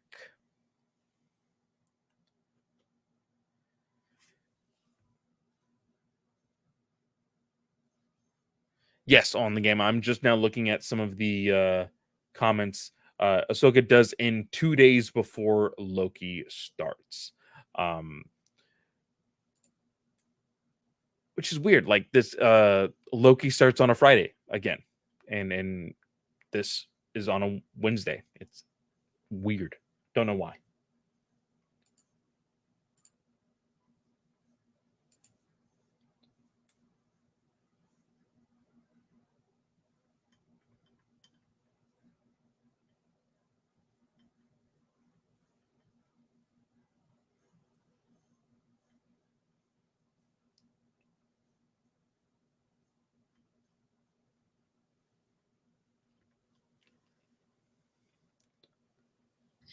If you guys saw Matt on camera a couple minutes ago, no, you didn't. They do not I exist. I will have to go back because I did not see him. I was looking at my other screen. But let's go ahead and get started. Katie, what are some like we knew that we were going to be doing predictions tonight. So, Yeah. do you have anything like specifically that you want to get out now? Like, hey, I 100% believe this is going to happen in this series. I think, okay, so going back to what we were kind of talking about with Anakin dialogue, with the new Anakin dialogue, I 100% believe we are going to get Hayden Christensen on scene. I would like to see flashback and Force Ghost. Okay. I think we're gonna get one, potentially. We could get both, but I'm 100% confident we're going to get him at least in one way. I would hope that we do. I think that it would be I think it would be the bluest of blue balls if they were to decide, hey, Hayden, you're just going to be recording these lines here, and we're just going to insert them into the episode where Ahsoka is going to be hearing you every so often. It's I would hate that. especially considering it's basically a word for word dialogue transposition from Tales of the Jedi. Really? Yeah, the one where she's like having the clone shoot at her and Uh-huh. stuff. It's like there's like two words that are different, but it's basically like she wakes I up didn't from the stun realize that. blast. Yeah, she wakes up from the stun blast and he's like, "Look, Ahsoka, I'm just trying to protect you." And it's basically that line. There's like two or three words added, but it's like that line. Uh, if we get that scene in live action. See, no, see, I'm gonna go ahead and say this. If we get flashback live action Ahsoka and Hayden Christensen as Anakin and Ahsoka, I want it to be a brand new scene that I've never seen animated. It's and I agree. And you can't put that Tales of the Jedi episode into live action. Like, why would you have put it into animation only to transpose it months later into live action? Hmm. That doesn't make sense to me. That Yeah. especially when you have the actors coming in that they do. Like they had Ashley Eckstein and Matt Lanter do the Tales of the Jedi. You've got Rosario Dawson, Hayden Christensen, maybe a Clone Wars Ahsoka coming to play in. I just don't think you can do that. So yes, I am 100% new scene Yeah. if it's a flashback. Yeah, I definitely want there to be flashbacks. I think a Force Ghost is something that everybody just expected as soon as as soon as Hayden Christensen was on board with doing all of this, everybody's like, "We're getting Force Ghost Anakin. This is crazy." Yeah. Um, but when it comes to thinking about the show, um, we have already made assumptions and predictions and worries about Ezra. Yeah. We've talked about them before here on the podcast, but I want to get your definitive answer. Is Ezra dead? Yes or no? No. No? No. You don't put us through 5 years of torture. Everybody, literally, that is one of the biggest topics of conversation at conventions before the Ahsoka show was announced. It was where's Ezra? Like Yeah. how like Ahsoka Lives Day at conventions. Like when she went off into the deep end after Clone Wars season 5. It was literally Ahsoka Lives at convention days. And Ezra took over the same, it's not as big, but it took over basically the same vein. Yeah. Where's Ezra? I don't think you're gonna do that. I would not expect Dave Filoni to do that. Now, could he be the Inquisitor that we keep seeing? I think that's a potential. Maybe we have to pull him back from the dark side. I see. Here's my thing. We have seen Ezra struggle with the dark side. We have seen him overcome that. I don't need to see him overcome it again. You know? But this might be like Chiss brainwashing techniques or like something. What if it's an evil clone of Ezra and Ezra is actually dead, but this is like the clone and all that See, stuff? I have thought of that. Just because, you know, the more and more I read about Star Wars and how much they love clones, it can't be something and watch I mean, we literally saw Mandalorian was all about clones this latest season. Um I you can't put it past them to say, "Hey, they're going to clone him."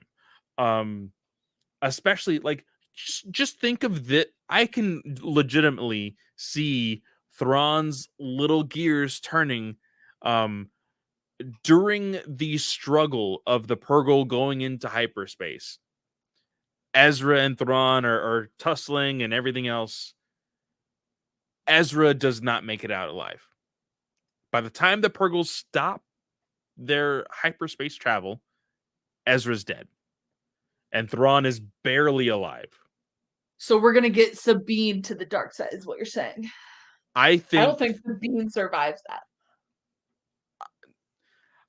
I think she does though.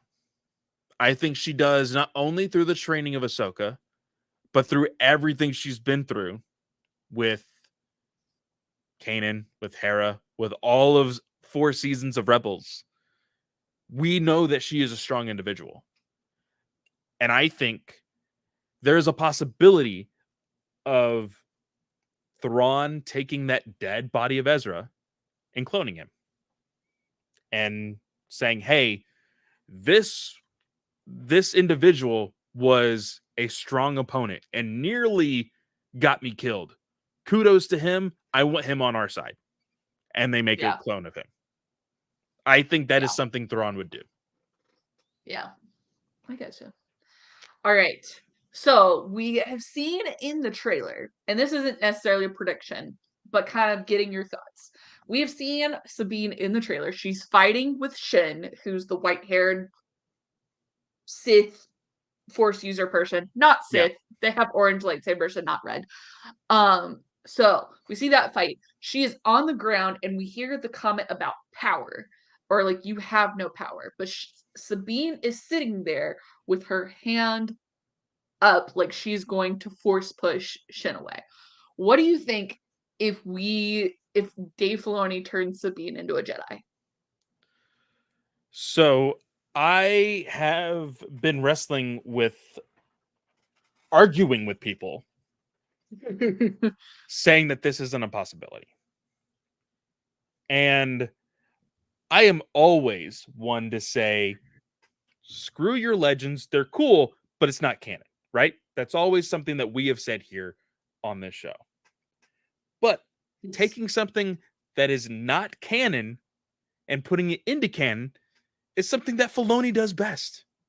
Mhm. And some of the things, of course, me being a video gamer, in Knights of the Old Republic, the biggest challenge in that game is that you meet like your basically your group of rebels, just like the show. You have your pilot, you have your loner, you have all of these different people that you meet throughout the game. And the really cool thing is that a select few of them you can basically train them to be Jedi. You can convince them to open themselves up to the Force and all of these other things, and they become Force sensitive and they can start wielding lightsabers and all of these other things. It can happen. The Force is not something that is restricted to one type of individual. The Force And is everywhere, it is everyone. It can be used by anyone. I want to take something. I want to go back to the Phantom Menace, where Qui-Gon is explaining the blood test that he's doing to Anakin, and he's like, "I am checking for midichlorians," and Anakin goes, "What are midichlorians?" And Qui-Gon says they're in everyone. Certain people, and it basically goes on to be like certain people have higher percentages than others. And it's basically communicated to be, oh, this is like your showcase of potential to be connected to the Force. Yes. I also want to agree with you on pulling something from Legends. However, I'm not a KOTOR person. Um, I come from the expanded universe post Return of the Jedi, Hmm. where Corran Horn, being a Corellian Jedi, is unable to access the telekinesis part of the Force. That is true. Yes, He, I have heard of other Jedi, like other Star Wars stories where now that one. Oh, we just talked about that one. Um, yeah, we did. I think it was we talked about it a lot with like Obi-Wan Kenobi because he kind of made an appearance in there. But with Corran, we did talk about him.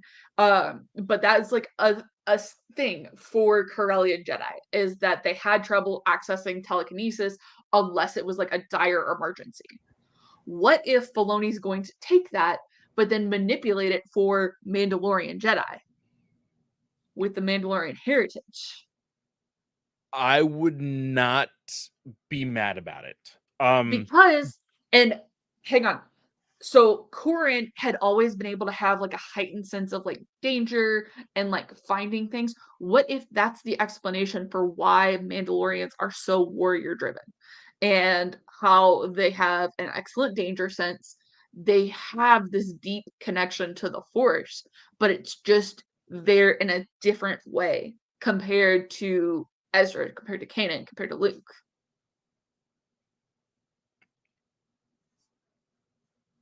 I'm on board. Um, so would that mean, in comparison to just the way that the Star Wars universe works, the is it a crate dragon? Right? Yeah. Krayt The Dragon, Tatooine. no, no, no, no. Which is the one that's on Mandalore? The one Oh, in yeah, I know what you're talking about. the mystical one that they saw in season 3 of Mandalorian. Yep, I'm looking it up. I know what you're talking about. The one in the water. Yeah. Would that be the equivalent of something like the Bendu? Ooh, maybe. If like if we're making some far reaches, like if the Mandalorians are a a warrior race that has lost their full potential in the Force, and Sabine is one of the first to be able to actually legitimately, find that again. Like, I think it would be cool to bring that dragon or whatever it's called. Mythosaur. Yes, yes. Uh, to a little bit of the lore. I think that would be really really cool. Um, but yeah, I'm down. Of course, I am already preparing for the massive amounts of complaints of, oh well, there is only one Mandalorian Jedi and he is long dead and blah blah blah blah blah blah blah blah blah blah. Like, guys, it's okay to create new content. Like, it's Yep. you're the reason why we have to be stuck in the Skywalker saga in the first place. Yes. God. Facts. Hashtag facts. But yeah, I would totally be down. I I was hesitant at first. I will be 100% honest. When I saw the trailer and saw Sabine wielding the lightsaber, I'm like, I don't know how I feel about this. But it was legitimately, it was an argument with my brother. My older brother is really big into the legend stuff, and I didn't think about the idea of anybody is connected to the Force until he started arguing with me that he didn't want Sabine to be a Jedi. I was like, well, this happened, and then it clicked in my head. I was like, oh shit, I'm pulling myself to the right side of history here. Um, The but right yeah, side of his. but I would be okay with it. my next question, and I think we're getting a little close on time. It's almost a 2-hour episode already here. And we have to still talk about from a certain point of view. Oh yeah, that's right. So real quickly, um, do because we saw a tease. How much of Jason do we see? Did we see a tease? I believe like the assumed tease. I will say this. Now thinking of the whole thing with Sabine, it might have actually been a tease of Sabine. Remember, in the very first teaser trailer that was leaked online from Celebration, there was a cup that was like shaky, and it was like, and everybody was like, Yeah, "Oh, that's Jason using the Force for the first time." Blah blah blah. yeah, Now, with literally our conversation, that could have easily been Sabine. yep. I would say we might get like one or two scenes. I don't picture he's gonna be in a lot. Okay. Okay. Especially with like, and I get like, okay, they wanted to try and like open things up, but especially like maybe integrating like actually hitting like human and Twi'lek Hmm. that could be difficult for a live action take. I feel like. True. I'm gonna say that's a little lazy if they don't attempt it, or if they didn't attempt it at all. I feel like that's lazy. But I could see the reasoning why. I could see the reasoning there. Um, is there anything else? Is there anything else? How much do we think Hera is going to be in this? Because I feel like Ahsoka and Sabine, I think we're gonna get them the entire way through. I think Hera. I said this while you were away on the small little break that we took, a little fourth wall breaking. You won't hear the break, but we took a small break between here. Um, I think this is Rebels season 5. I think we're gonna get the whole Merry crew for a very big portion So of the season. you would think we're gonna get Zeb involved. Hmm.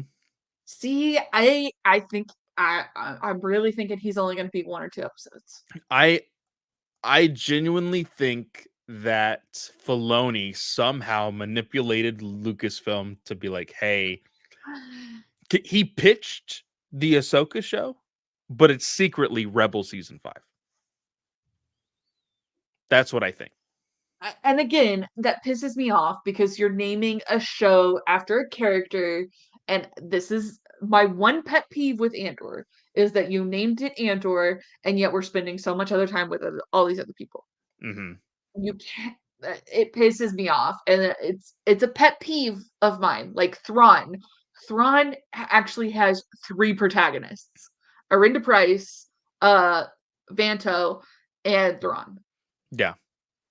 And so, like, I need Ahsoka needs to be the focus. Yes, we're looking to find Ezra, but like Ahsoka needs to be at the forefront Well, I of think the she will storyline. be. I think that Ahsoka will be us.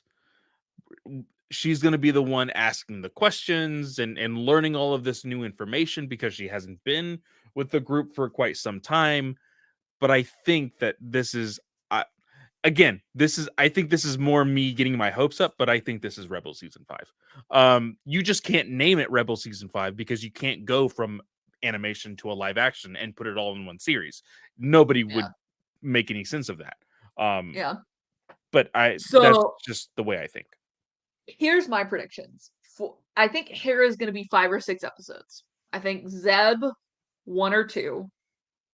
I think Ahsoka and Sabine are in 7 to 8 episodes because you always have to give the one where we're gonna get a random Mandalorian episode in the middle of the show. So in that case, with excluding the hollow, how many Yeah, episodes do you think we will see Ezra in the flesh? one.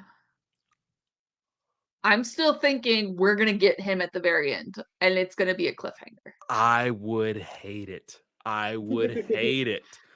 I I'm gonna say two.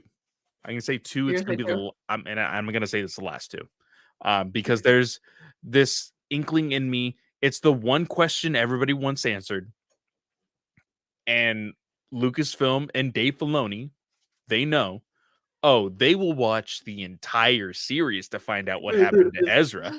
If we make this thing 50 episodes, they'll watch it. And he's right. We'll watch it. We'll 100% look at every episode and waiting for every clue to tell us where Ezra is. And I think they will milk it until the very end.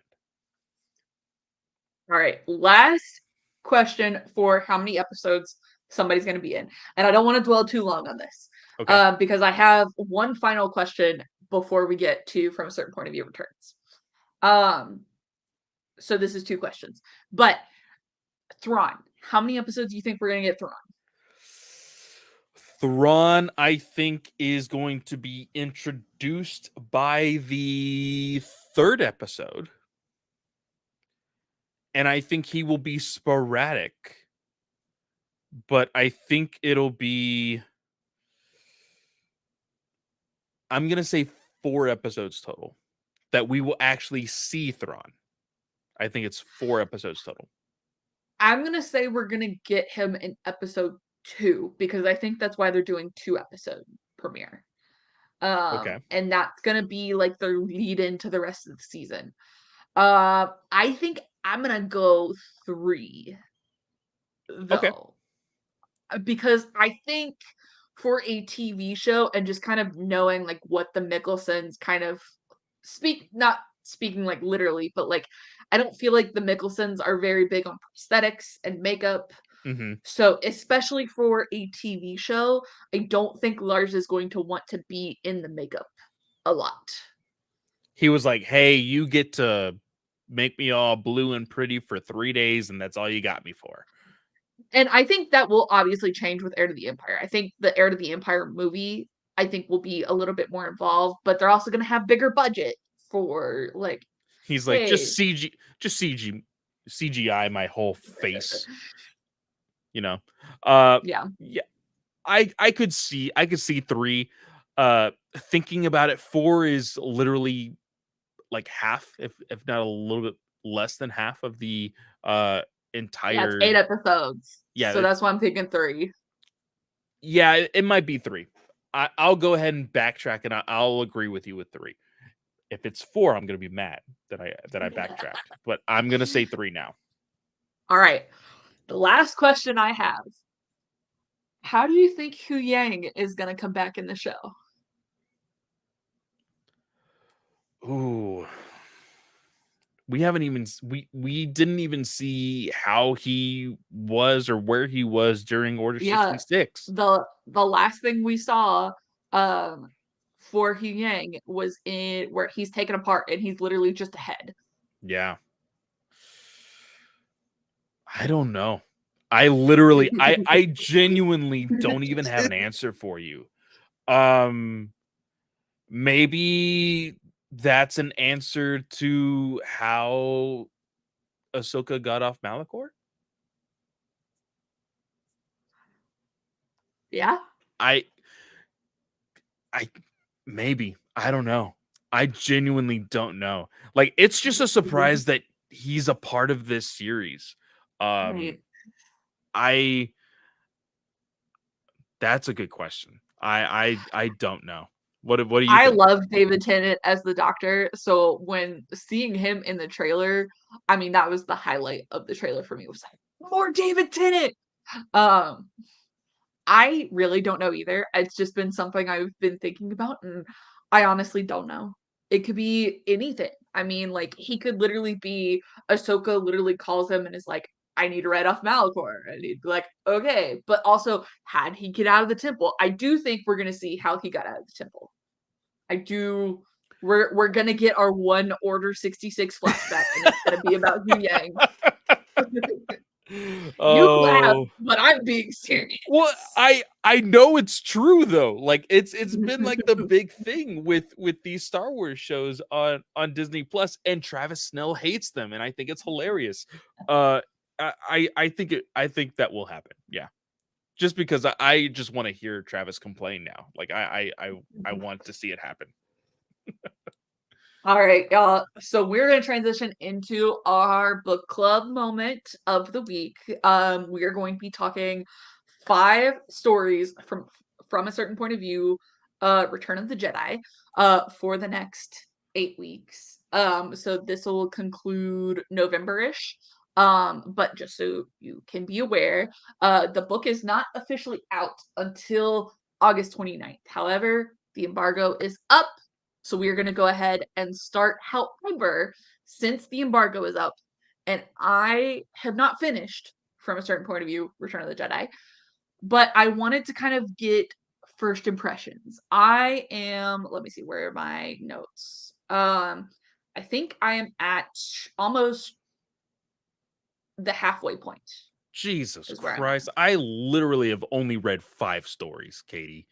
What is wrong with you? I so no, okay, I didn't do any reading yesterday and I really wanted to. I just didn't have any time. Um but I also, just because of my schedule, and me and Abby are legitimately trying to fix our schedules. The only time I have to read is from 10 p.m. to when I finally fall asleep from reading. So sometimes, like a madman, I'll gulp 2 caffeine pills and stay up until 5 a.m.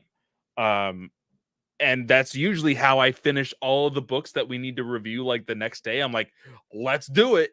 And I finish. But with this, I knew that we were going to do it over time. So I was just like, oh, I'll read here and there and do You everything know else. we're supposed to be doing our big review episode this weekend, right? Oh, I'll get it done. I'll get it done. It's just like I'm taking my time now. And I honestly, I didn't expect for me the only other from a certain point of view that I've read, I've technically only listened to. Um All in the game. The dog ate Clay's homework. Uh, uh no, the only one that I've read is A New Hope, and I've listened to it. I haven't read it in like on a page or on my phone. And so reading this one, I didn't expect the third story to be 32 pages long. And so I'm like, what is like I thought these things were short stories, not like half a book. Like, come on. So so that kind of like threw that it threw a wrench in my plans, to be completely honest. But I but will remember, you're looking at it from a phone's perspective, which the page sizes are different. yes, yes. So Um to give you guys a little bit of perspective on the phone version of the early copy, because these things are unedited when they send them to us usually, um it is 430 something odd pages. And like when I was finished with that story, I'm like I could almost be a quarter of the way through this book, and I've only read 5 out of 40 stories. Like, what is wrong with this book? The proportions don't make any sense to me. But I will get it done. We will figure it out. Trust me.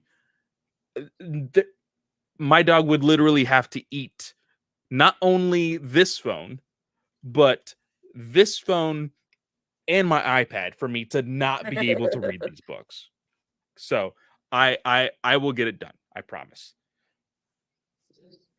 it's about the same on the Kindle, which the Kindle is typically like the page size of the book, I found. Okay. Okay. Um, so yes. The first 5 stories in this, so based on my other reading, I'm not gonna go into like too much detail, but like the Mon Mothma story, um, the Obi-Wan Kenobi story, and the Sarlacc story are some of my greatest hits right now. Okay. Those are my favorites. Um, but yeah, Mon Mothma, perfect. Um, yeah.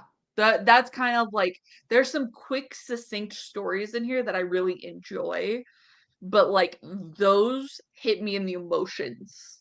I They am did. really looking forward, like in all honesty, uh all in the game for you watching live and anybody else who is listening to this far into this episode. Um I think we've mentioned it once before. Katie called me out to the actual book editor of this series and was like, "Clay doesn't like your book," and I was like, "Oh, I yeah." didn't say that, but I was like, how could you? Like, It's just because you like, said something about a specific story that I well, was like, well, I not am not attached. specific story. I said like I made a general statement saying a majority of these stories I don't care about. It was just like, they're kind of whatever. Um, like there is one in A New Hope, from a certain point of view, A New Hope, which is Aunt Beru talking about her cooking and blue milk baking and cheese, and like I don't care Like, about this. And I it just was listened to that one and I laughed so it's hard. and Like, she some like of these are supposed to be funny. yeah, they're supposed to be funny, but it's just odd that like she's talking in like a certain like she's talking in a certain point of view of like she's dead already. Like that's the thing that like was made it so weird, is that she knew she was dead, and like but she talked about all these things that she baked and stuff. It's just odd. It's just weird. Having that in mind, I was like, these first 5 stories are probably going to be a dread. Katie, I had so much fun with these 5 stories. Yeah. Um, I really, really enjoyed these 5 stories. Now, of course, for anybody who doesn't know how these books work, usually the way these things work is the timeline of the actual movie is the order in which these stories take place. So, with this being the Return of the Jedi, the Mhm. one of the very first scenes in Return of the Jedi is Jabba's palace, Tatooine, all of that stuff. And that is exactly where the first 5 stories take place. It's all having to do with Jabba's palace, the Bar one. The first one takes place um on the Death Star 2 yes, for the the Death Star. construction. Yeah, the construction of the Death Star 2. Which is probably one of my favorites so far. And the Yes. reason why is the person that's in charge of like really getting the construction and the plans and all of this stuff. He has this idea of like kind of how like we were talking in the Tarkin book of like, hey, I could step on toes, I could do all this, but he also sees himself as an equal to Darth Vader, which in my Mhm. mind is you're freaking insane. Why would you ever think that you're on the same level of Darth Vader? But like in a some quirky kind of way at the very end, he kind of got his like validation of like, yeah, we are equals. And the only reason why he thinks he's an equal is because Darth Vader answers to Palpatine and he answers to Palpatine. It's like, no, he's just the ruler of the entire galaxy. Like, that doesn't make Yeah. you an equal, but it's insane. Like, this guy's way of thinking is so upside down and backwards, but somehow it totally makes sense. Yes, and I love how he's like a very traditional person. Like he's working on one of the biggest technological marvels of the known galaxy. Because I mean, a space station going through hyperspace at that point hadn't been done since Starlight Beacon Mm-hmm. 200-ish years ago.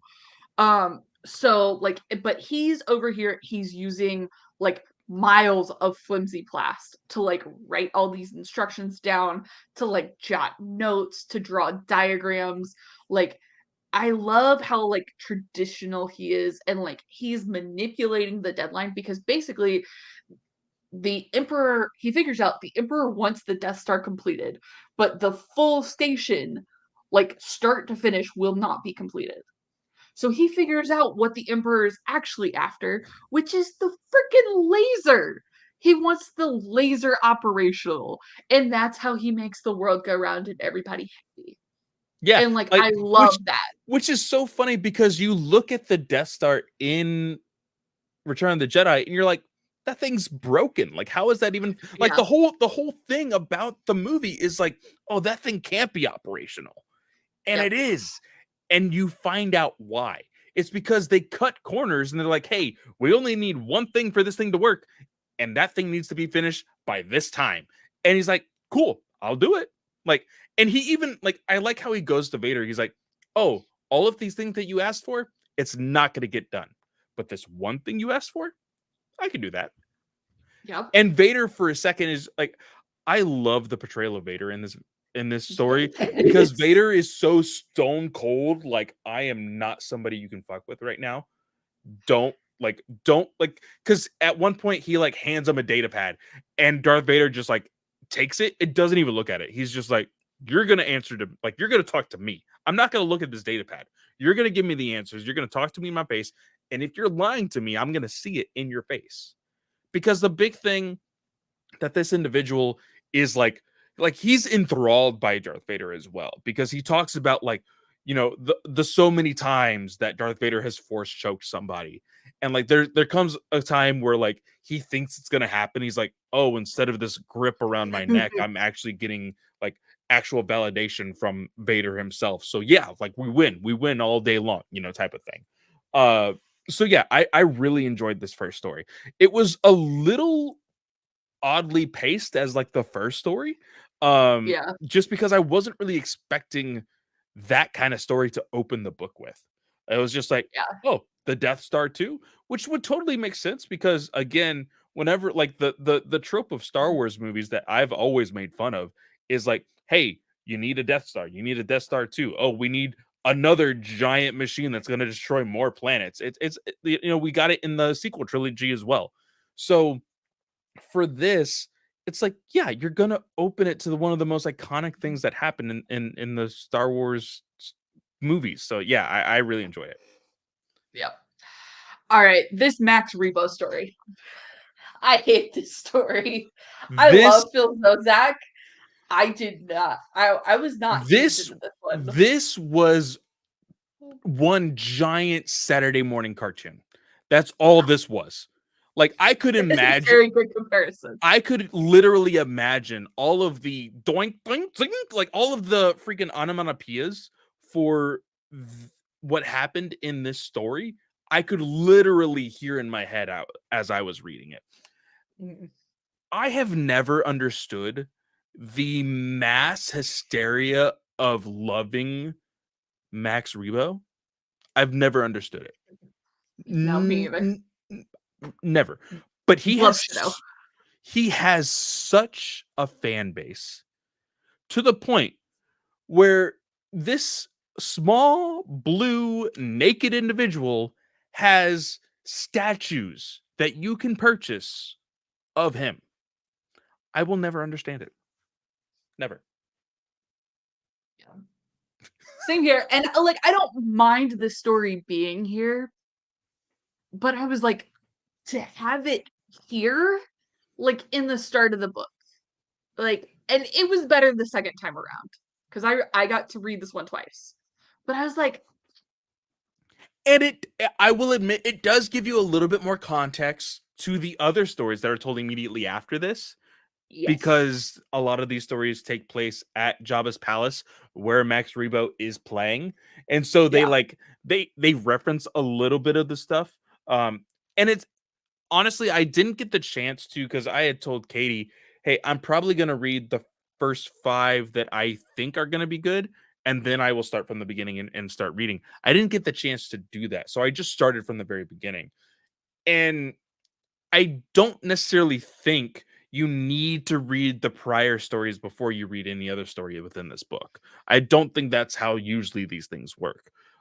So it's not like I need to read this Max Rebo story to legitimately understand two stories from now or whatever, you know? Yeah. Yeah.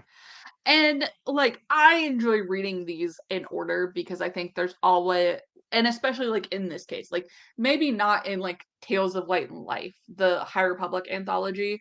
Maybe it's not important to read those in that order, but like in this one, I think like for my first time through, I was like, I want to read it start to finish to kind of get the whole picture of like how they attempted the timeline. Yeah. And like this Max Rebo story goes actually into the past. The next one actually goes into the future. Like, so they're playing with like the medium of where the story is being told from. Because Yeah. Max is telling a story from the past when he is on the katana, the barge that gets blown up in the at the end of like the Tatooine scene. Yeah. So What did you think about that kind of play on things? And this is the key to remember, right? Or are we still talking about Uh, Fancy Fancy Man? Man. Both, kind of. What did you think about, like, the present telling a story about the past and then future telling a story about the present?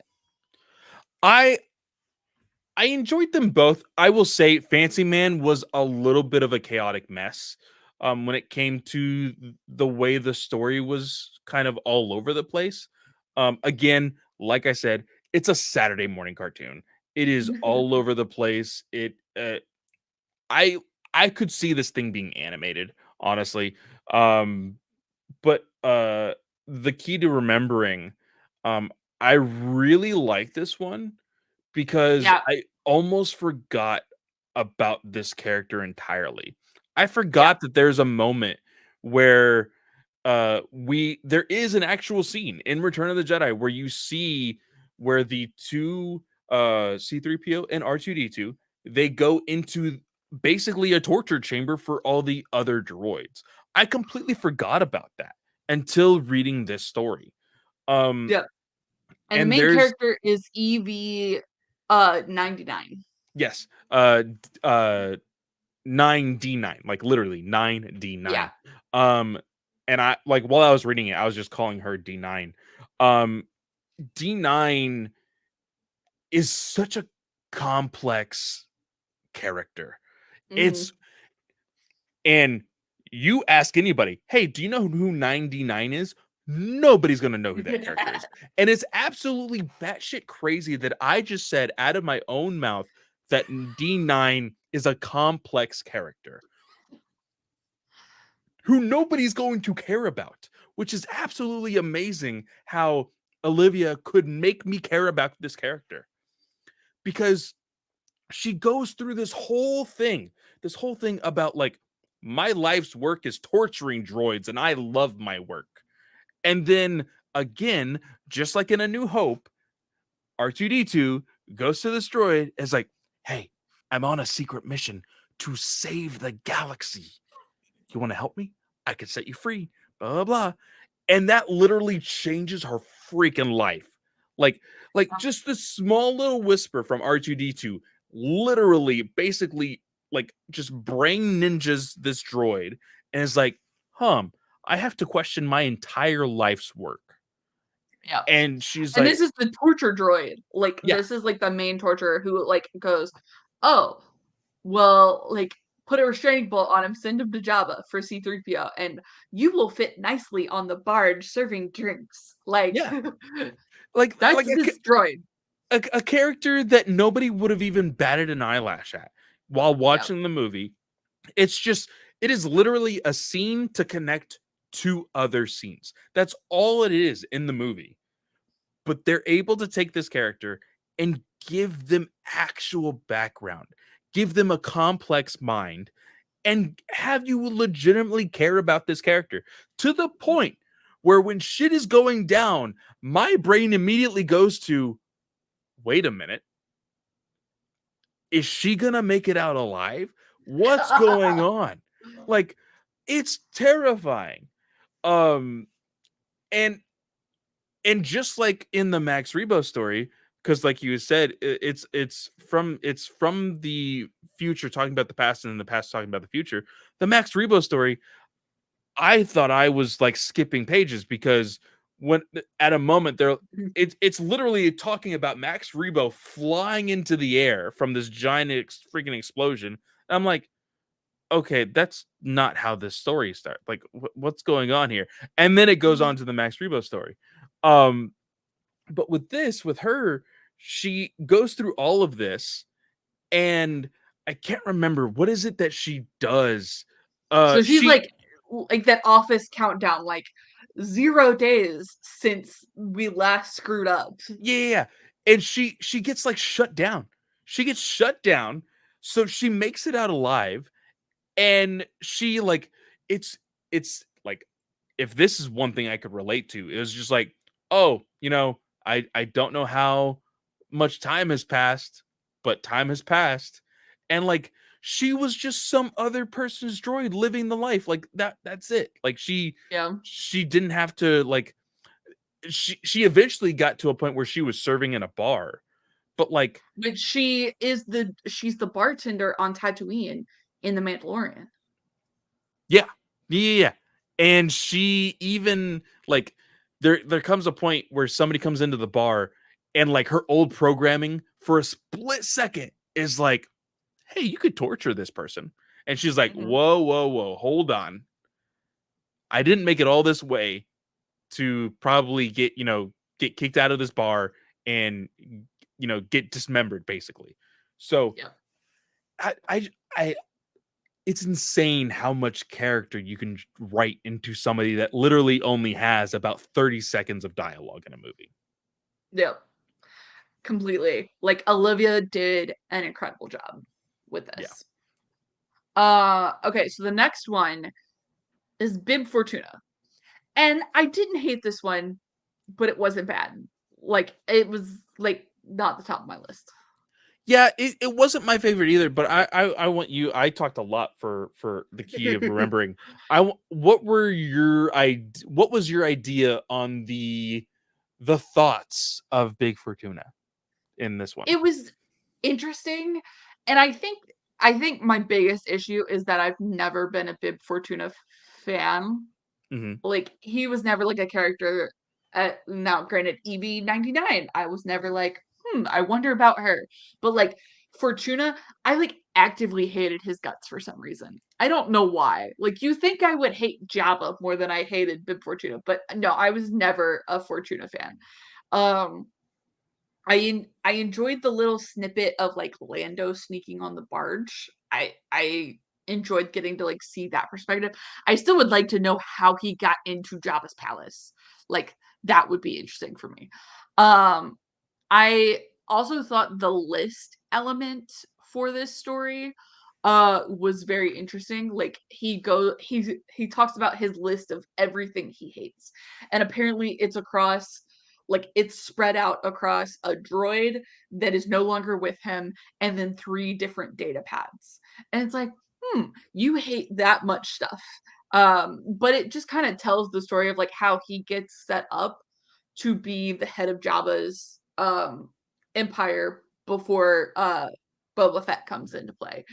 And yeah, that's about it for this one. I'd rather talk about the next story. Like I love the next story. The next story, excuse me, the next story was another one that I was not expecting to be so good. And I believe let's 1, 2, 3, 4, 5. Yeah, Dune Sea Songs of Salt and Moonlight. This could have been an entire freaking novel. Yep. Um, and I think it's the romantic in both me and Katie. Uh, Yep.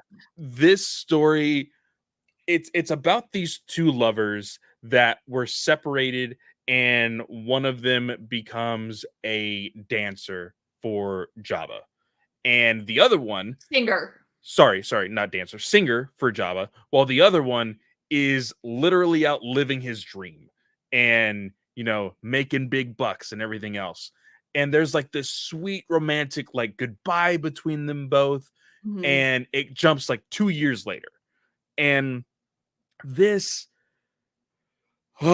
like I again you get the moments of the previous story with Big Fortuna you understand him a little bit more and on why he's doing the things that he's doing in this story so I do like that kind of interaction that these stories have but again you don't need the Big Fortuna story to read this one which I do enjoy Yeah. um but it gets to a point where again just like everybody else with D9 you know D9 had this moment of perspective of like maybe there is more to life than Jabba's palace life here torturing droids with her she's like maybe there's something else that and it's more so because her ex-lover and the thing is they were trying to make it work they were you know Yeah. passing messages back and forth and she was kind of hiding the fact that she was a singer for Java And the only reason why she was a singer for Jabba is because her dad was a gambler and Yeah. owes Jabba a lot of money, and her dad is actually really old and sick and gray and can't do anything for himself, so she's taking on the debt for him. Um, it's just a very classic type of stereotypical romance story, but also at the same time, it's it's great. I loved it. Like Yeah. there's nothing to hate about this story. There's a moment where we actually see um Princess Leia in this Yep. story. There's also another individual who uh it seemed like for a second, like, felt that they were teasing at the fact that maybe they were force sensitive. Um, and Yeah, Damaris. yeah, I didn't know if that name kind of rang any bells for you or anything. It did not. Okay. But she gave basically I can't remember her name, the main character of this story. But Jess. yes, Damaris was the one that kind of opened her eyes to, like, hey, like, there's big things out there, and Mhm. talk about the force and everything else. And she's like, you know what, screw it, like, I can't live this way anymore. And Yeah, and especially when, like, she gets the message that her dad has actually died, and that mhm, also kind of gives her, like, a breath of fresh air. She's like, "I don't have to do this anymore." Like, her lover, like, had come back and was like, "I didn't know you were here. If I had known that you were gonna come do this, I would have taken you both off world, like, and we would have run away together." Like, and he was like, "I came back to ask your dad for permission to marry you," and I'm like, "Oh," like, well, no, like, there's also, like, there's this moment where she was like, or I can't remember if she said it or he said it, but, like, if uh if he would have died transporting her, then she would have never forgiven him and all of this other stuff. uh they were kind of playing out the scenario when he just ended up at Jabba's palace. He completely surprised her yeah. on that day. um and And that's and this part with Bib when he sends her in to, like, talk with the guy, like, that made me just hate Bib even It was more. it Like, was a scummy move. It was, and she knew it. It was like one of his big role plays of, like, "Hey, this guy wants to buy you out of Jabba's palace, but we're just gonna push you along to prove to him, hey, she's under our thumb. You can't have her," type of thing. It was very scummy. Um, but there's like, uh, she gets this idea of, like, oh, Jedi, there's no such thing as Jedi. Those are just mhm, stories from storybooks and in hollow news and all of that stuff. And at one point uh she gets a speeder, drives off, stops at a random place to get water, and they're the ones that come out yelling, Jabba's dead, Jabba's dead. yep, And she's like, "Oh, I guess Jedi are real." And she just drives off. And yep. she finds her lover again, and she's like, "Hey, Jabba's dead. I don't know if anybody else made it out alive, but they'll probably be looking for me. I just wanted to see you one last time. I'm peacing out. Sorry." And he's like, "And you think you're just going to leave without me?" Yes! And that's literally the last freaking page. It's literally the last words of the book. It's such a good story. Like, this was the one that was the longest of the 5 to begin with, and it was so good. This could have been its own novel. Um, Yeah. And and this and the opening story make me want to go find those authors' previous work and go read their stuff. yeah, Like, honestly. that's how good they are.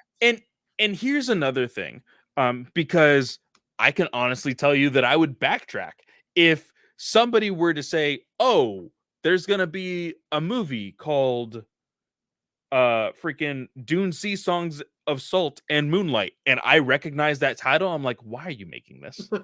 Because that's what I would say. But reading this, it just, like, because again, it's not what I'm expecting. It's something, you took something from nothing and made it something. Yeah, That's what I love about these stories. Is, again, it's these characters that you literally blink and you miss them, but with good enough writers, you can literally make a story out of nothing. And that's what these people are proving. And that's why I'm enjoying these so much. Yeah, 100%. I think these first 5 are pretty great. I'm like huge fans of 3 out of 2, obviously. But I think I like Tom said, I gave you shit about it, but I think that's to be expected. You're getting 40 stories, you're not gonna like all of them. Hmm. And but I wanna go out liking more than half of them. Hmm. Like, that's always my goal, is, like, Yeah. I wanna come back and read this.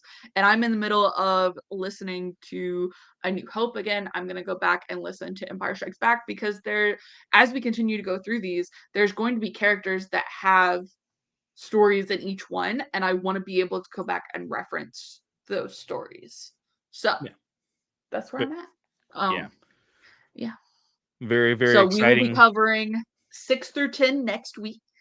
And that's what you can expect. And obviously, feel free to skip this part and come back to it. I know I'm saying this at the very end of this the book club segment, but come back when you get the book and read it because we're discussing it. And as always, if you have comments on any of these stories, like send us a text, send us an email at Star Wars Alliance with no A in the wars at gmail.com and just send us feedback. Because like we love hearing from you guys, especially with Ahsoka starting next week. 830-538-4828. Text, leave us a voicemail, your reactions to the show, to the book you're reading. If you're like, I'm reading Master and Apprentice right now, but you know what? I really want to share my thoughts with Star Wars Alliance team. Go for it. I will be able to tell you guys what I think of the book, but Clay won't. But we'll get there. It's We'll on get the there. list. It's definitely on the list. We've said that before. But yeah, we are totally looking forward to any and all feedback and your thoughts and comments on Ahsoka. I think it's going to be a very big talking point. Usually the Star Wars shows on Disney Plus are, and we want you guys to get involved. But with that, we thank you so much for lasting this long. Another very hefty episode this week. I will be getting straight to editing after this. But of course, you can always find me at Fanboy Clay on Twitter, on Blue Sky, on Threads, anywhere and everywhere that you are at as far as social media. And go check me out over at Ranger Alliance, as well as the show that's not on the network, which is Batman News Weekly. This week, we are going to be reviewing Blue Beetle. Very, very excited to see that movie literally tomorrow. It's going to be very, very fun. And Katie, I don't know if you saw this, but it looks like we finally have a little bit more of a date for that interview that we have been teasing. Um, Oh, did we? Did we get yeah, a date? it, It's it y'all. It's been a chaotic week. well, no, no, no, no. It literally happened while we were recording. So Woo! yeah, so we're gonna be setting up some plans for you guys to listen to an interview. So that'll be very fun to look forward to. But Katie, where can everybody find you? Yes, you can find me on any social media platform. Really, it's at Slice of Katie. This show you can find on Twitter at Star Wars Alliance without the A in the wars. Very important. Don't forget it. And remember, if social media were to explode, please go to my personal website, sliceofkatie.com. Um, and you can find where this show will be. You can find all my writing there. In fact, one of the projects that I am taking on is I'm going to be kind of transposing Clay's and my thoughts on from a certain point of view each week, and I'm going to get those into an article so that you guys uh can be able to read our thoughts and be able to look back on those if you're interested and are like, I don't really have time to listen right now. That's just something that I hope that you guys can use for the future. Um, and remember, our email, StarWarsAlliance@gmail.com. No A in the wars. That's the same username as our Twitter. Star Wars Alliance hotline, 830-538-4828. Remember, we'd love to hear from you guys. And yeah, for now, till next week, where we get to talk about the first 2 episodes of Ahsoka. I hope you guys have a great day or night, whatever time of day you are listening or watching, and we will see y'all next time. May the force be with you.